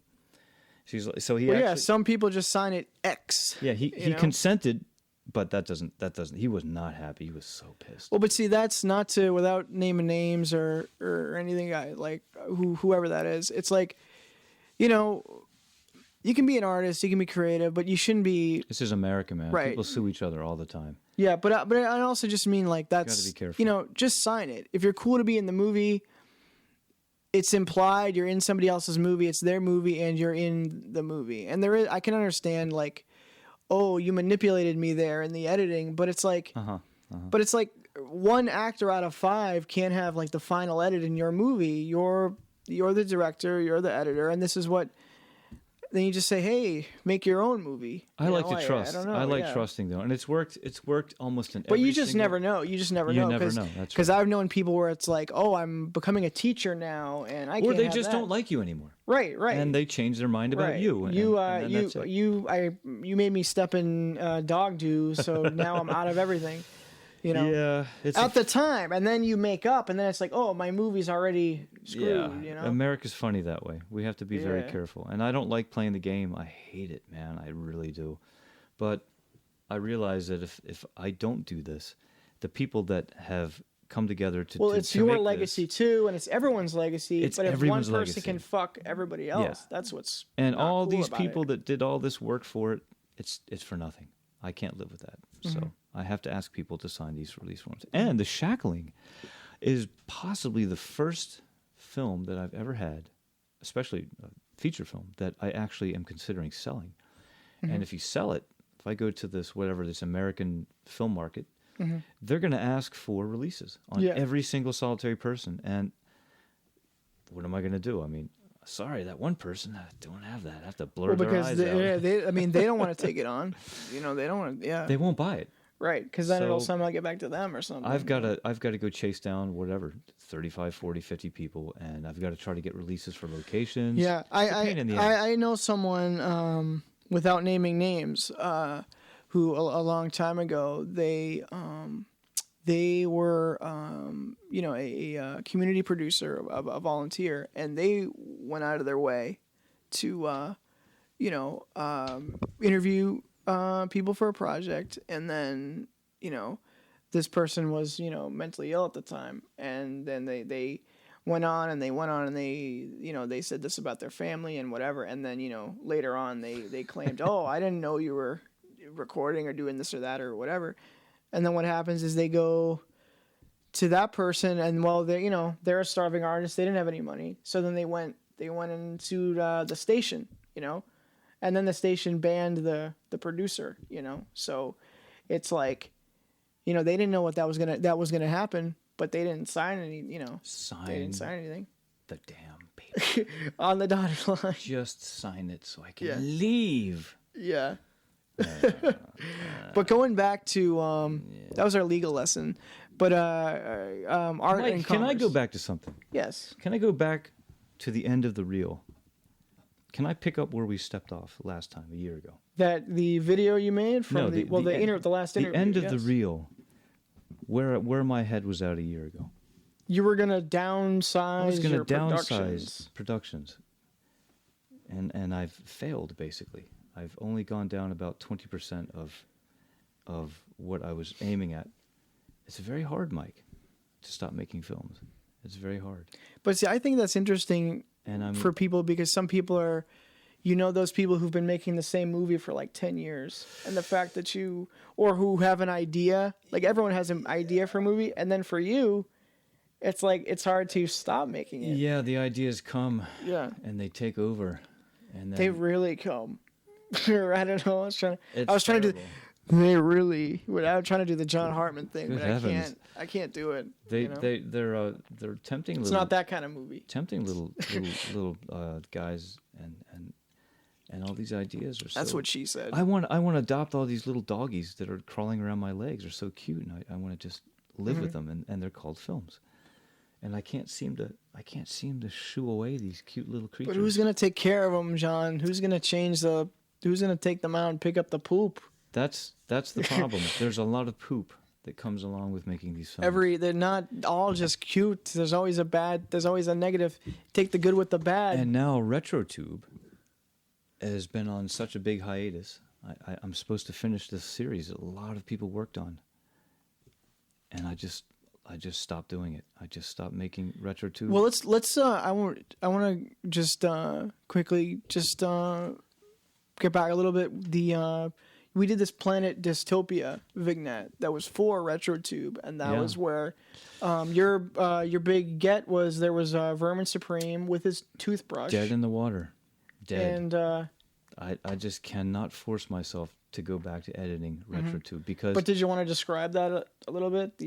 Well, Planet Dystopia is just like She-Cop, and She-Cop is just like a Hopeless Romance. These are little skits inside the RetroTube channel-changing television experience world, where you change a channel, and you keep seeing this show like, oh, there it is. There's RetroTube. There's Planet Dystopia. Okay, change the channel, and you see She-Cop. So you're seeing different shows, and as the episodes progress, you see development in the shows. That's what I'm supposed to be doing. But I have all this footage. you have multiple. I was gonna say it. I have a lot of work to do. Mike. It shows your A lot. ADD, and you're showing the ADD experience. People watching TV, clicking all around. And That's a part of it. Yeah. Mainly, it's about nostalgic. The nostalgic thing where you're watching TV and you're seeing this stuff that looks old. It looks like it's 30, 40 years ago. And I'm trying to take people back to a different time, a different experience.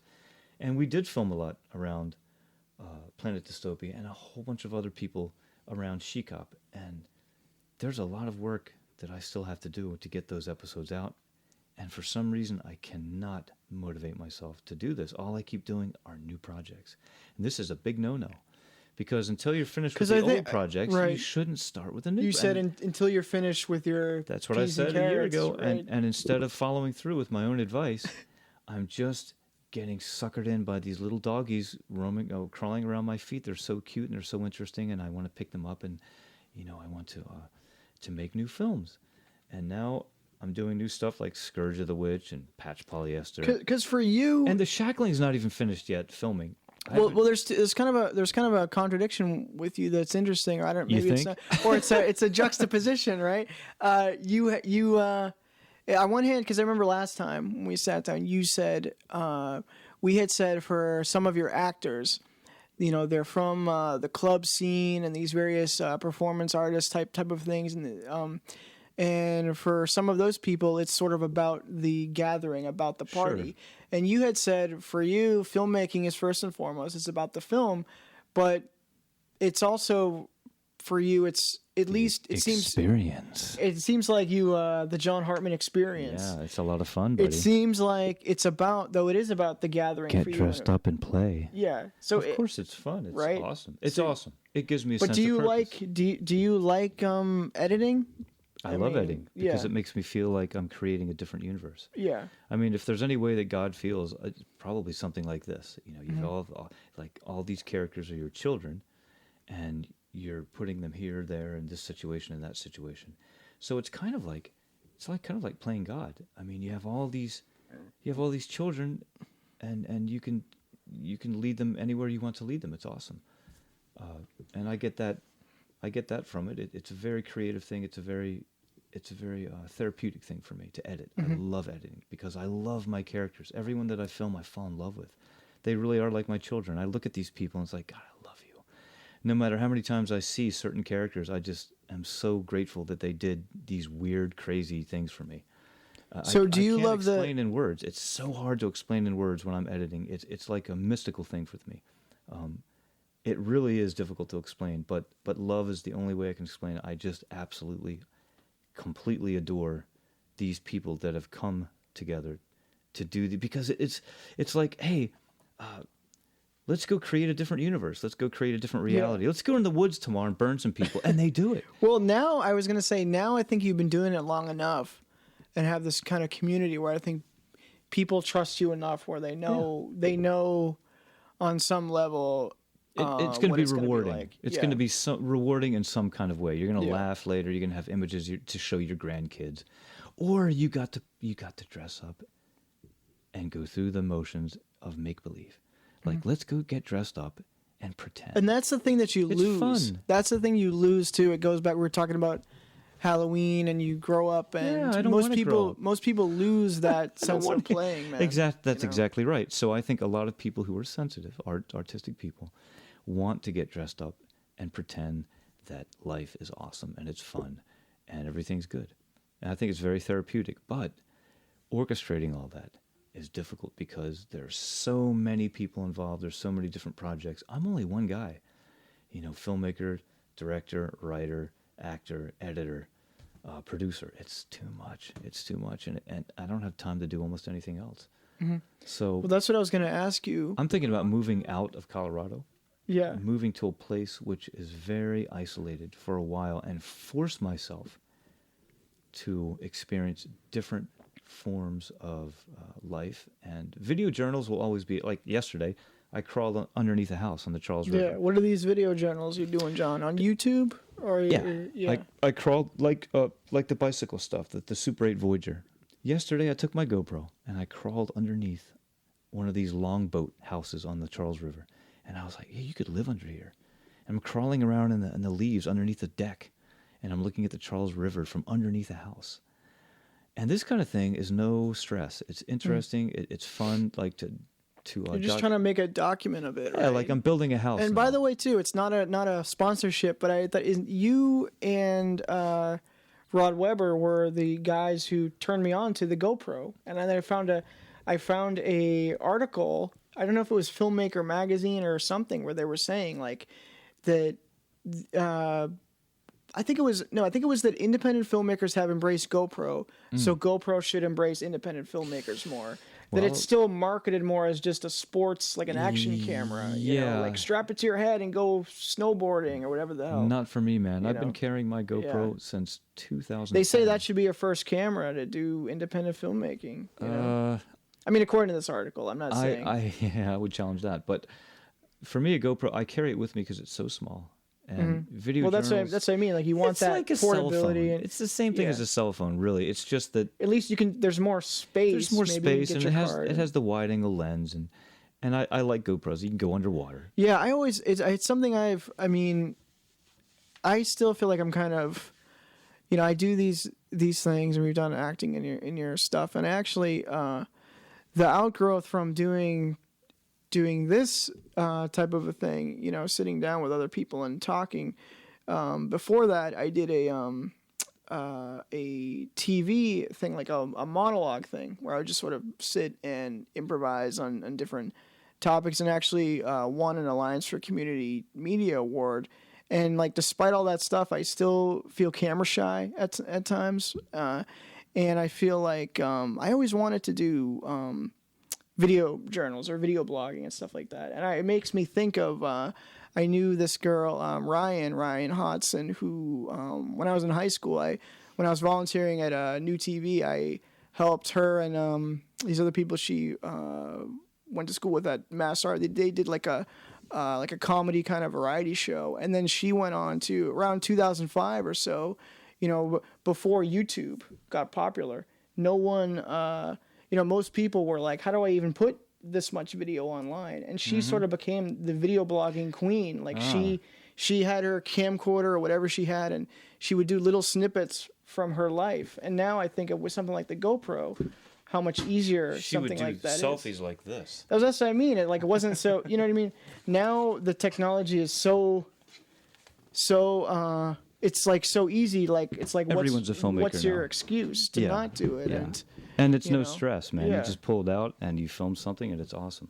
I'll do that probably the rest of my life. Yeah. But it's the bigger films. Because we mentioned before, the bigger films are hardcore. You found a skate park or something in an abandoned. Yeah, it's great stuff. Well, actually, I filmed that with my laptop.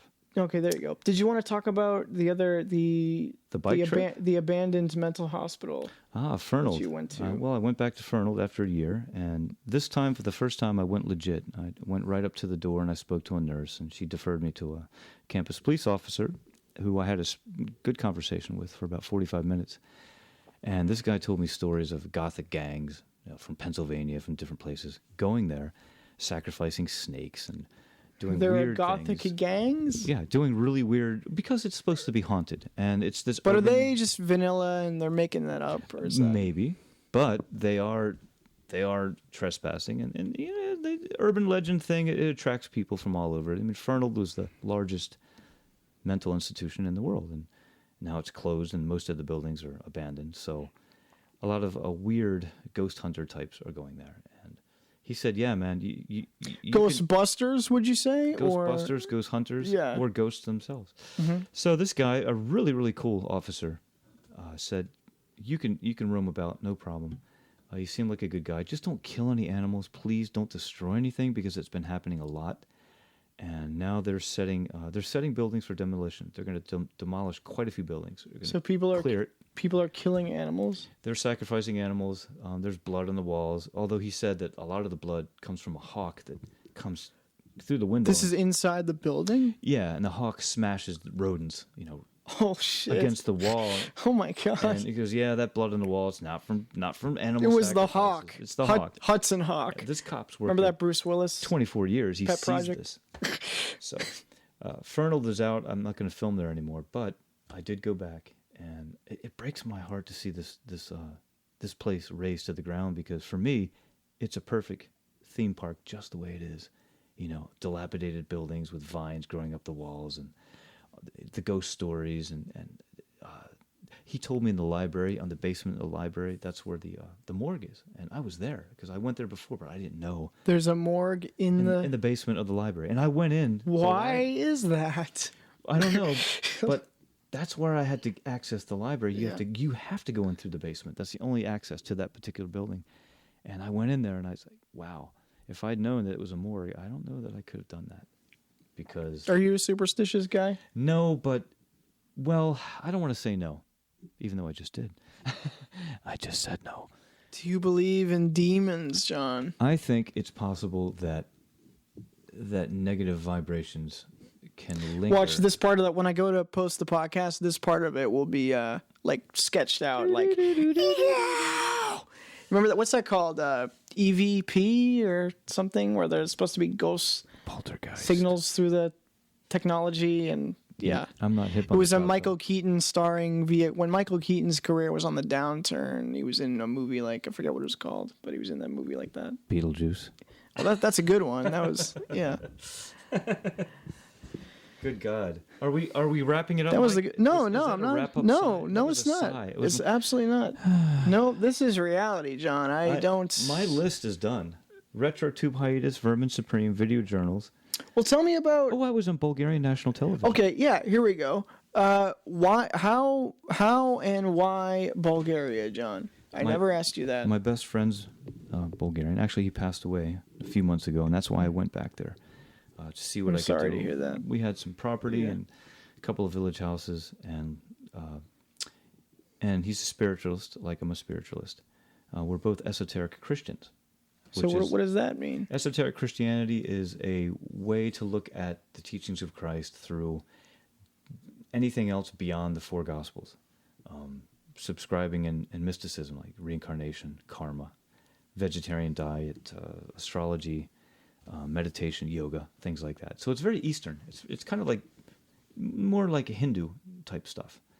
But the main theme is that they love Jesus. And a lot of these guys have long hair and beards, and you know, You were the Jesus sub when you were a substitute teacher. Yeah, right. So I have a head start. So anyway, this guy introduced me to that spiritual practice. It's not a religion. They don't have churches. They get together and they meditate, and they do special dances called panarrhythmia up in the mountains. they all get dressed up in white, and they hold hands and stuff like that, and they do these things which really, really are difficult to describe, but evoke lots of positive energies. Like a flash mob. Like there's moves to do. The Rainbow Gathering does the Yeah. same thing. They hold hands and they ohm. Ohm. And there's supposed to be a vortex of energy which is created from that. And I've gone to Rainbow Gatherings where I have felt this very strongly. In fact, I broke down and cried during an ohm session once. It was just overwhelmingly powerful. So Amazing stuff. that's kind of a sort of that's a hippie sort of known to be a Rainbow hippie kind of Gatherings, thing. absolutely hippie thing, yeah. But these spiritualists and Bulgarians are very serious. They're not doing drugs. Like hippies smoke weed and stuff like that. That these guys don't do. Right. There's a goal of. They have standards that Some are kind of- very, very difficult to reach by most people, and because they're very pure and they're, vegetarian diet, yoga, meditation, they're very sensitive. They're very sensitive to the astral planes and to the higher vibrations of the universe, if I can put it like that. And so this guy introduced me to that, and we were good friends. And he passed away, so I went there to one of these dances that they have. Was in the that your mountains. best friend? You He wa- said. Yeah, he was my best friend. And I don't talk about him much to Americans because it's such a different world over there. And I went to one of these events. It's a yearly event where they get up in the mountains and they do this dance, a sacred dance called Panarrhythmia. And the Bulgarian national TV interviewed me. I was surprised because very few Americans bothered to do this kind of thing. They were curious about this. So I was on the national TV of a different country, which I don't think I'll ever be on national TV of America. That's a little harder to do. Be a little harder to pull that I one. don't know. You should ask. the Flower Man, The Rod Flower Webber. Man might have his 15 minutes. I don't think I'll ever have my 15 minutes. National TV. Do you? Is that something you want though, John? Are you seeking? No. Are you seeking fame? No. Yes. Yes. No. Yes, I am. Well, that's the thing of like the I am seeking fame. sort of. I think we all have some kind of an ego to, because most people don't even try to be like, hey, I'm going to host a show, or I'm going to make a film, or I'm going to. Most people are like, oh, the movies. I take my kid there every Sunday, or it's just no one really. You know what I mean? Nobody even. You know what I mean? What Like, are you talking about? you know what I mean? Like, no, people just, it's just a pastime. Like, no one, there's a lot of people who don't even, like, if you're an athlete or something, like, people, I want to grow up to be a baseball player or something, but, like, the odds of that, there's a certain kind of physical gift that you have to have. And this is, as, like, an independent filmmaker, any kind of independent artist, like, skill is important, but really it's about the will. Like, just go and do it. I mean, that's what Rod Webber is all about. That's pretty much what you're all about, you know. But I don't want to be famous because of ego. Right. That's I what want I'm. to be Yeah. famous to get a message out. That's the main reason. Right. I want to reach people in a positive way. I'm not saying If you that I'm have successful. if you have the audience, then you can get sort of funding to. But to you do can more. also cause problems if you're not Right. being positive with your message. That's why I think It's a filmmaking- tumbleweed. It's a tumbleweed. It's you a know? responsibility to be a storyteller, because if you discourage people more than encourage, then that's karma, man. That's bad karma. So I'm trying to do something which will inspire people, and it's not easy, especially for me because I like to play, Mike. I like to get around and play in the mud. Unfortunately, I need to clean myself, so I have a lot of work to do before I become a positive. But now you're balancing it. storyteller. I'm trying to balance it. You're I'm not balancing it out with the other channel of Bulgaria kind of documentaries, right? Yeah, the third eye filmmaking thing that I'm trying to do. And I already have some spiritual films as well, which I can put on that channel. But I want to start shifting to the point where 10 years from now, I'm only doing positive stuff and there will be no negative stuff. It's really hard, though, because, in order to show people the light, you have to take them through the dark tunnel, in my opinion. But it's how you do that. Is your tunnel too dark? And that's my biggest problem. Sometimes I think my tunnel's too dark. Well, yeah, I think there are people who, back to, for me, there are your films, and then back to my thoughts about sort of the current most popular thing in Hollywood with these superhero films. There's comics are originally for kids, kind of this bright, colorful, just sort of a distraction. And then sort of they become more mainstream. Well, like these heroes can inspire us, good versus evil, good overcomes, light overcomes dark or whatever. But now there's sort of this attempt to bring a superficial kind of reality to these heroes. We have to, like the newest film, Batman versus Superman, and it's kind of hard to tell the difference between them because they're both kind of grim, they're both dark, and we're almost trying to take these light characters and make them dark. And I don't know, like people who had a hard time. Your microphone is dark. But I'm saying people who had a hard time in life as a kid or whatever, they saw darkness and conflict and drama in their real life, and they turned to these characters, or any you could apply to any kind of movie, a comedy, whatever. Like most people, and it goes back to what I said. The guy who just takes their kid to the movie on a Sunday. Most people, like, they look to movies for just entertainment. They want to get away from the darkness that's in their real life. Mm-hmm. So they want to find light just in the movie. Like, it's like, not to make it a religious thing, but you had that, I didn't even see it, but Passion of the Christ. Like, do we really need to see Jesus getting beaten? I never saw it. We can assume that and just like move on to the good stuff. Sounds depressing. Yeah. You know what I mean? So there's like this thought that, like, do we really need to see? And obviously that's not to stretch it, too far, but obviously that it can extend to like all the violence. The Walking Dead. All the violence that we see. Yeah, glorifying the apocalypse. Yeah. Here's the election and something. Glorifying violence. It's getting out of hand, man. And that's what your film, The Shackling, kind of comments on, right? Kind of the media sensationalism. I hope that I can get that message across, because that's the desire, to show people in an entertaining way that there is media abuse. That's the whole thing. But my biggest problem is, mainstream media doesn't care about responsibility. They get care swept about away ratings, right? with the decadence. Yeah. And that is very, very risky for me, because if I have the chance, I'll film Victor getting oiled up and flogged every night. So John, you got to show some restraint. I do. I do, and that. Who doesn't want to? I mean, that's why I need to take desperate measures. Number one, stop making films, or at least stop making these kind of films. Victor with his Barack Obama tattoo on his body. I have to move somewhere else, out of Colorado, out of Massachusetts, and go somewhere where I can actually begin to.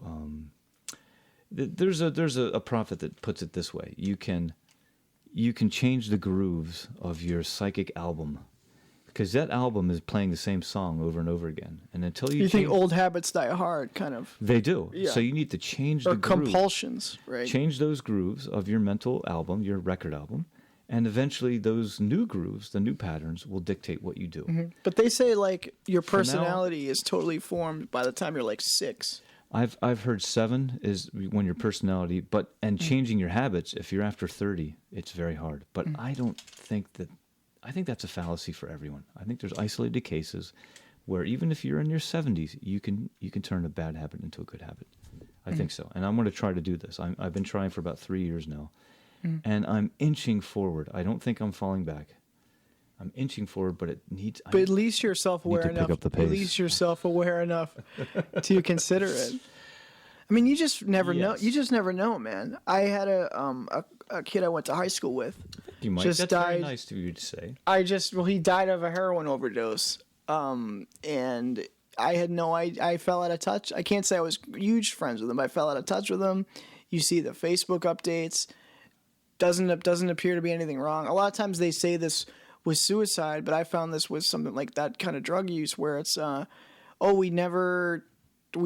was the last person we would expect, as they say. I'm not that guy. Yeah. I was when I was 18, but I'm not that guy now. But my thought, and not to, again, into the darkness to get to the light, my thought is just, we kind of know it, but we kind of have like a fail-safe in our heads so we don't like freak out too much about it. But anything can happen. We can go, whether it's a needle or you walk out in front of a cab, and that's it, so. Or you can make films with Rod Webber. Well, with vans. Yeah. Didn't you do a stunt? Like, he does all these Rod crazy does stunts. a lot of crazy stunts, which is why He's a brother from another mother. What is it? What was this? We love the stunts. He has that trailer. I'm gonna light myself on fire tomorrow. Are you actually going to do that? Yeah, Gina Matusin's gonna light my voodoo doll on, my Puritan voodoo doll. I think it's Madison, John. I think it's pronounced Madison. Matusin? It's not Matusin? I think it's just spelled that way. Sorry, Gina. I'm sorry. Well, anyway, she's going to make a good witch. I mean, she's going to make a good bad witch. Because she has a range. She's a very, very good Shall actor. she be playing a witch with a B, John? She is going to be a witch. But she's very sweet in real life. With negative ideas in her head. And she's going to be fooling everyone. And then we're going to interrogate her. And burn her at the stake, and then I think she's just going to cackle and laugh, and you can't hurt me. This is what I want you to do. I'm going to reincarnate as the president of Salem, and not that you have presidents, but I can be a mayor or something goofy. Sounds like some bad dates I've been on. It's going to be goofy stuff. What is it? Just well, I think I asked you that already. Is this so obviously inspired by like the whole Salem It's thing? inspired by Victor's commentary on Facebook. He just dropped one simple thing and said, "Hey, John, director John Hartman, can you please put me in this film?" I'm like, well, Salem is a show that doesn't belong to me, so no, I can't. But can you put me in American Horror Story and I'll still live in Somerville? The idea is clear that for some reason it occurred to Victor on a subconscious level that you're in the midst of all of these colonial artifacts. That's right. New England, right? What's wrong with you, man? You don't live here. You visit here, but while you're here, use these artifacts, use these props, and make a film. The problem is, I'm not thinking about wardrobe. I'm not thinking about the logistical problems of doing something like this. I just get a wild hair up my ass and I go, and that's my biggest problem. That's my biggest problem. I just cannot stop myself from starting new projects. But isn't it that's the classic independent film thing, right? Wasn't it like somebody had some colonial costumes? Classic retarded thing. But I mean, no, it was the thing like, well, we have these costumes. Why not make a movie around it or something like that? Yes, but Robert Rodriguez said, take stock of what you have. He had a guitar and a turtle. Mike, my stock. El Mariachi. I have stock footage out the kazoo, which I should start editing instead of starting new projects. That's my biggest problem. I need to. You should. Now you're doing podcasts, and this is right. I could make another film out of this. So it's a big problem. But if I put myself into a situation where I'm not exposed to people from Denver or from Boston, it's a movie about a radio show about a guy who makes movies. I could do that, but I'm not. I hope I don't do that. So I just need to put myself in rehab, which is basically Mother Nature for about 1 year, and that's what I'm hoping. Well, to do. didn't you? What did you? Well, you said some of the different jobs and things you had, but you went on sabbatical and you logged out of Facebook and all that stuff for a while, right? Only 2 months. It was supposed to be longer. But what were any adventures going around? Too many. At that time? I had too many adventures not to get back on Facebook because there were interesting things happening. So I think in lieu of the election, a lot of people are wanting to log off of Facebook. I cut it short. I cut it short. I got back on Facebook and I started filming again, and I just have to move out of Colorado or out of the Colorado, New England area so that I can do rehab. So I can be in a place. It's a change of place and a change of mind. Right. Where I will be forced to consider reading, meditating, hiking, building a house, something like that. That's what I think I need for about 1 solid year. And then when I change those mental psychic grooves, I'll be playing a different tune in my life. Mm-hmm. And that's what I need to do, I think, because going on hiatus in the middle, saying, I'm not going to drink, no cocaine for me in the middle of a cocaine party. You thought you could go cold turkey. You thought you could do cold turkey, right? It's not working. It's not working. It's working a little bit, but... Well, you wanted to get back into pencil sketching? Anything. Brother, anything. Meditating, reading, anything but filmmaking. Even photography is different than filmmaking. And video journals, I don't consider films. I consider that to be just visual journals. It's easy stuff to do. There's no stress.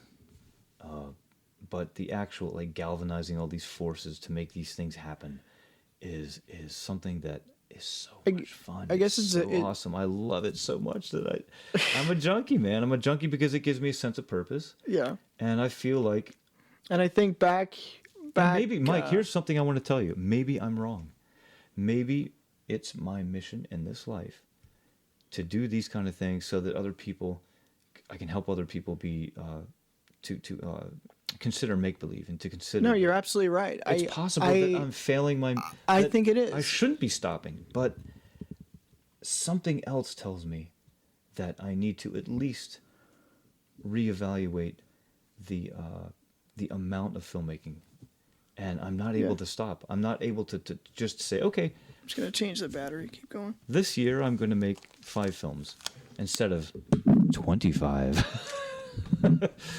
I need to tone it down, and until I'm able to do that, I think I need to I don't know, wear a filmmaker's chastity belt, something to that effect. As bizarre as that sounds, I have to put myself in a situation where I know that I'm going to be distracted in other ways. And Bulgaria was a nice distraction too. But I was making more films in Bulgaria. I was interviewing a lot of people in Bulgaria.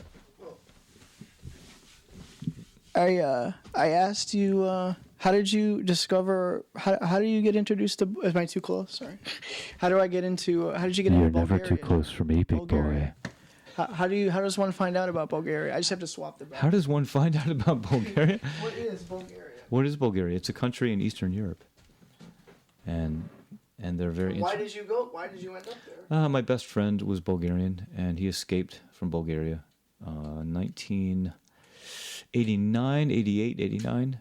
He received political asylum in America, and I met him in Los Angeles.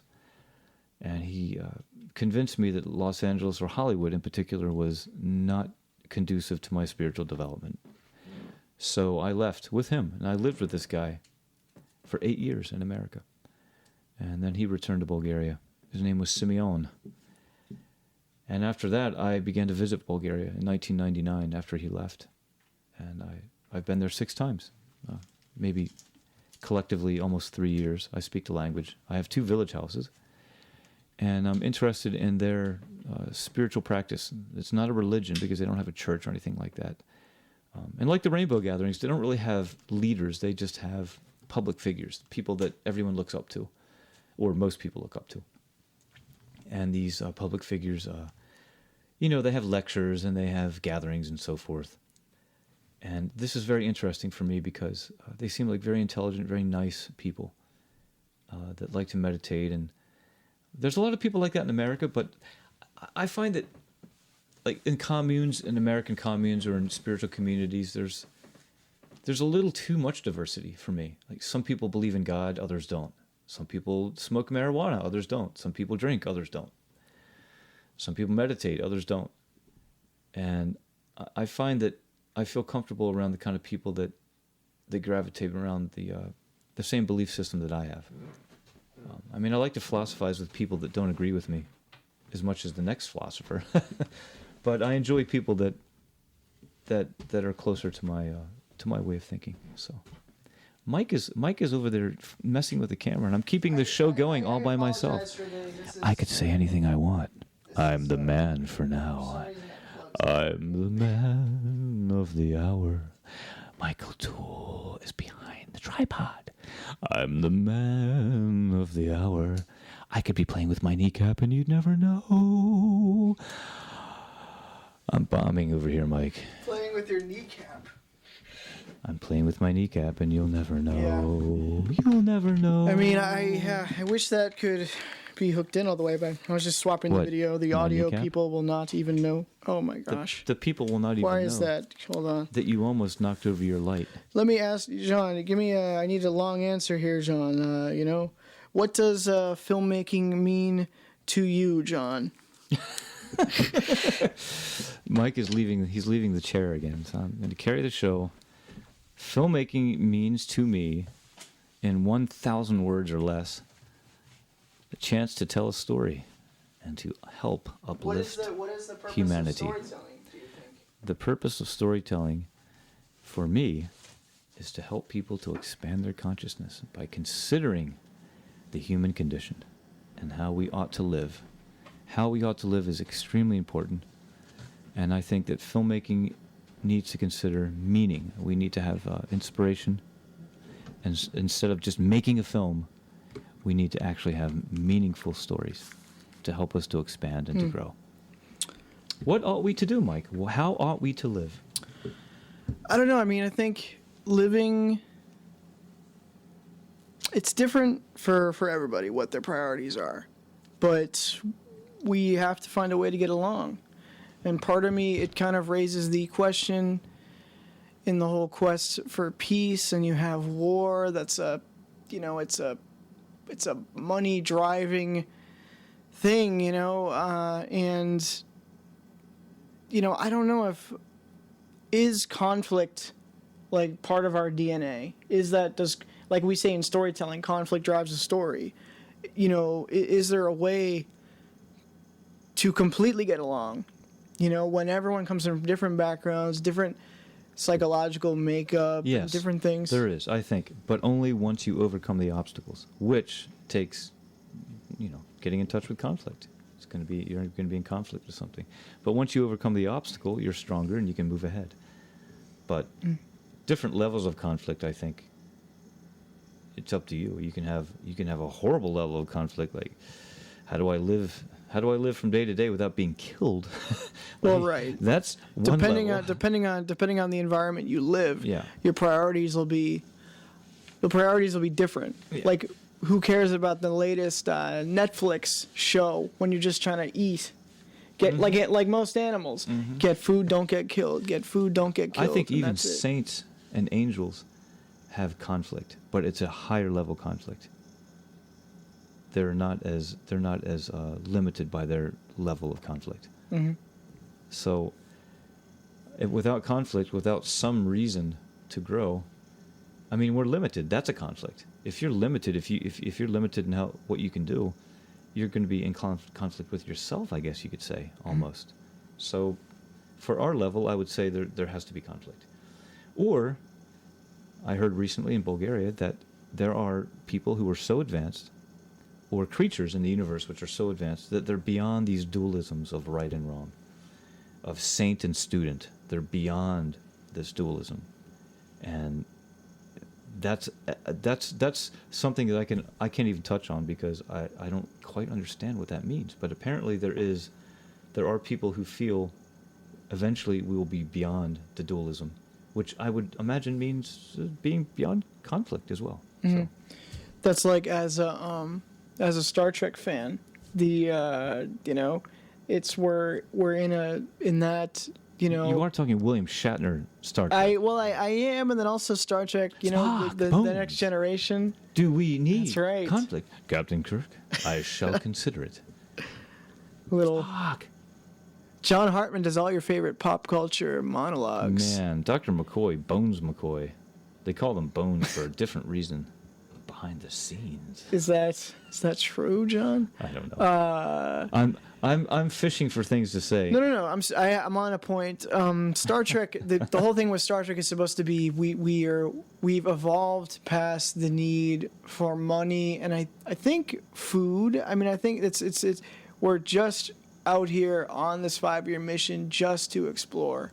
Yeah. Just to journal it. Just to reach out to different civilizations. But there's still conflict. And not mess with them. There's still conflict. And there still is conflict. Yeah, it's just a higher level of conflict. Well, that goes back to what I'm saying. We eliminate, like a lot of people. Are you tempted to kill people tomorrow? No. So you're beyond that level of conflict. Right. Well, you're not attracting that level of conflict. Not everyone is, That's right. as enlightened. There are people that attract the most hardcore level of conflict, and for them it's going to be heavier karma and heavier things. But for me, maybe the biggest conflict is whether or not I'm tempted to. I don't know. I've lost my train of thought. See, that's a conflict. Make a movie That's my. It's true. How do you stay focused, grasshopper? Right. How to be real in the face of cameras and microphones, and how to keep it. I just had a senior moment. There's a conflict. Right? It's like, I don't know what. Well, that's the thing. No one can, my conflict was not knowing how to express myself in that particular moment. It's a conflict. That's right. It's a form of limitation. And just release yourself from the expectation and just let it come. Yeah. Learning to let things go, I think, is a non-attachment is awesome. There's something really good about non-attachment, and I need to be non-attached from filmmaking. So have you... This is a conflict, Mike. I'm a film junkie. Have you... Anita Jones. Do you think you've... Because you seem more self-aware than...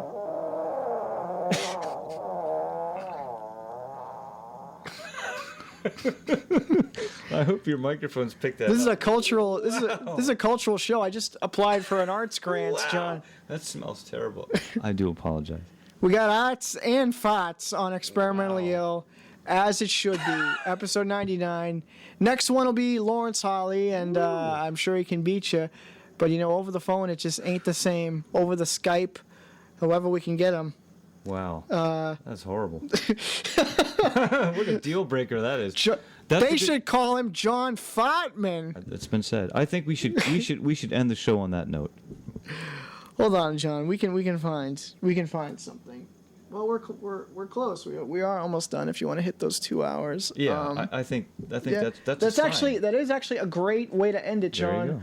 Because for me, Experimentally Ill Radio, doing this podcast, it has been arts and farts. And on this episode, precursor to the 100, a lot of expectation. What will 100 be? And I think right now, for me, I just want something nice, fun, easy. And I think I'm going to be checking in with my buddy, now Los Angeles artistic filmmaker, our old friend Lawrence Holly, I think, will be next. Very good choice. It was good to catch up with you, John. Thank you. Yeah. As always. Thanks for, I know you found my bread. I got peanut butter. It's a staple. Throwing it back to when I lived in the van with Lawrence Holly, we ate peanut butter sandwiches all the time. Lived like kings. Peanut butter and jelly. Be safe And out there. bagels. Be safe out there, Lawrence. I know he was stocking up on water and various things to prepare for any kind of impending apocalypse. Oh, I saw that. Yes. A And Trumpocalypse. I noticed you. I know we covered it. Yeah, we covered it last time. But you actually had lived through the L.A. riots, and I know there were supposed to be Rodney King riots. the Rodney King riots. The L.A. riots were 1965. It's a different thing? That was the Watts riots, actually. Yeah. Rodney King riots, 1992. And I guess there were some. I was Trump exposed. riots. I was exposed to it. I was actually in a war zone for 3 or 4 days. That was a war zone. I was in a war. I'm a veteran. So that you reevaluate your priorities. It does. Fuck movies. I gotta stay alive. I tell you what. Food and water. All kidding aside, seeing gunshots fired, seeing the National Guard, seeing riot cops, and people rioting. Well, now I don't know. Have you And buildings burning down right in front of your house, which did happen. There's 6 buildings burned down right in front of my house. Our friend. This really does force you to reconsider and reevaluate what it is you have in life. It really does put things into perspective. Yeah. I'm not saying that I recommend going to a war zone, but if you do happen to be exposed to one, you'll know what I mean. Yeah, and Builds character. we want to send best wishes to our friend Rod Weber, who's out there. You think he's at that Standing Rock in North Dakota. And we would like to also congratulate Vermin Supreme on winning the presidency. He did win. It seems like There was a miscount, but we all know who is the he real... going to? I believe Vermin Supreme. I think Rod and Vermin they collaborated on some kind of art book, and I know there's a few. Rod has an art show coming up, and Vermin Supreme. I guess is Vermin Supreme now saying the election was rigged? He is saying this. He's saying He said he will look at it at the time. He'll look at it at the time.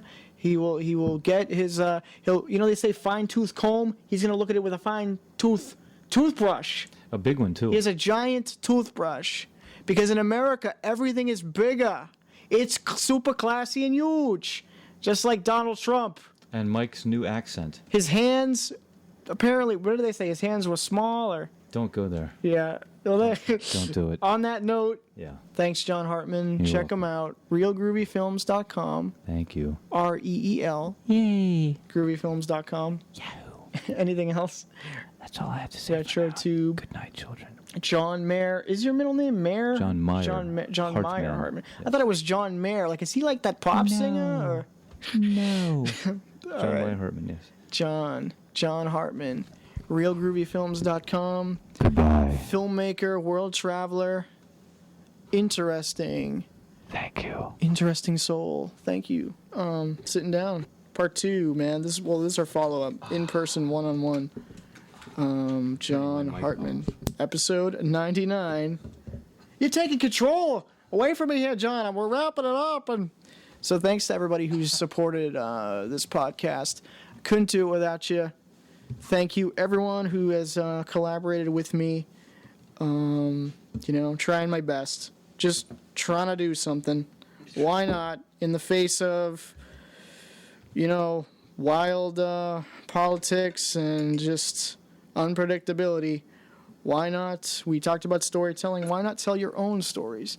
Pass them on to your friends, your loved ones. And hey, if you reach 5 people, that's 5 more people than you're reaching than if you didn't press record. So I say press record.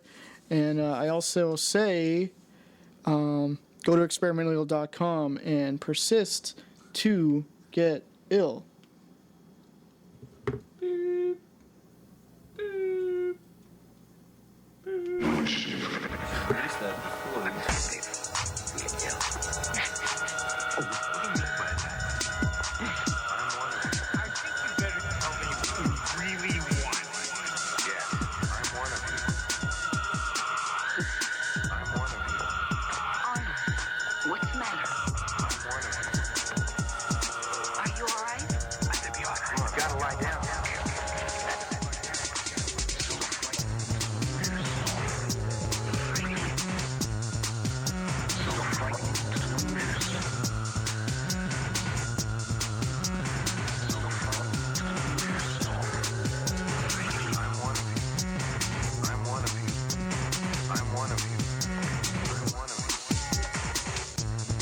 Listen to this podcast, experimentally.com, before the internet is taken away. Think it's not illegal yet. Do it while you can. They eliminate the access to information. They will control our thought. Do a podcast. Make a movie. Do it now.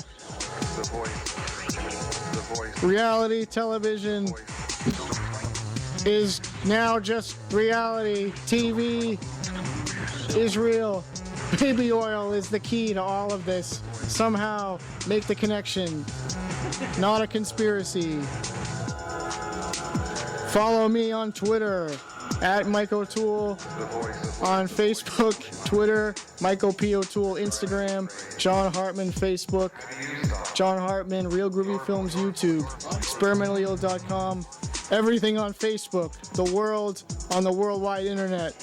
Leave your house or don't. Experimentally Ill number 100 coming soon. Choose love. Podcasting is the answer.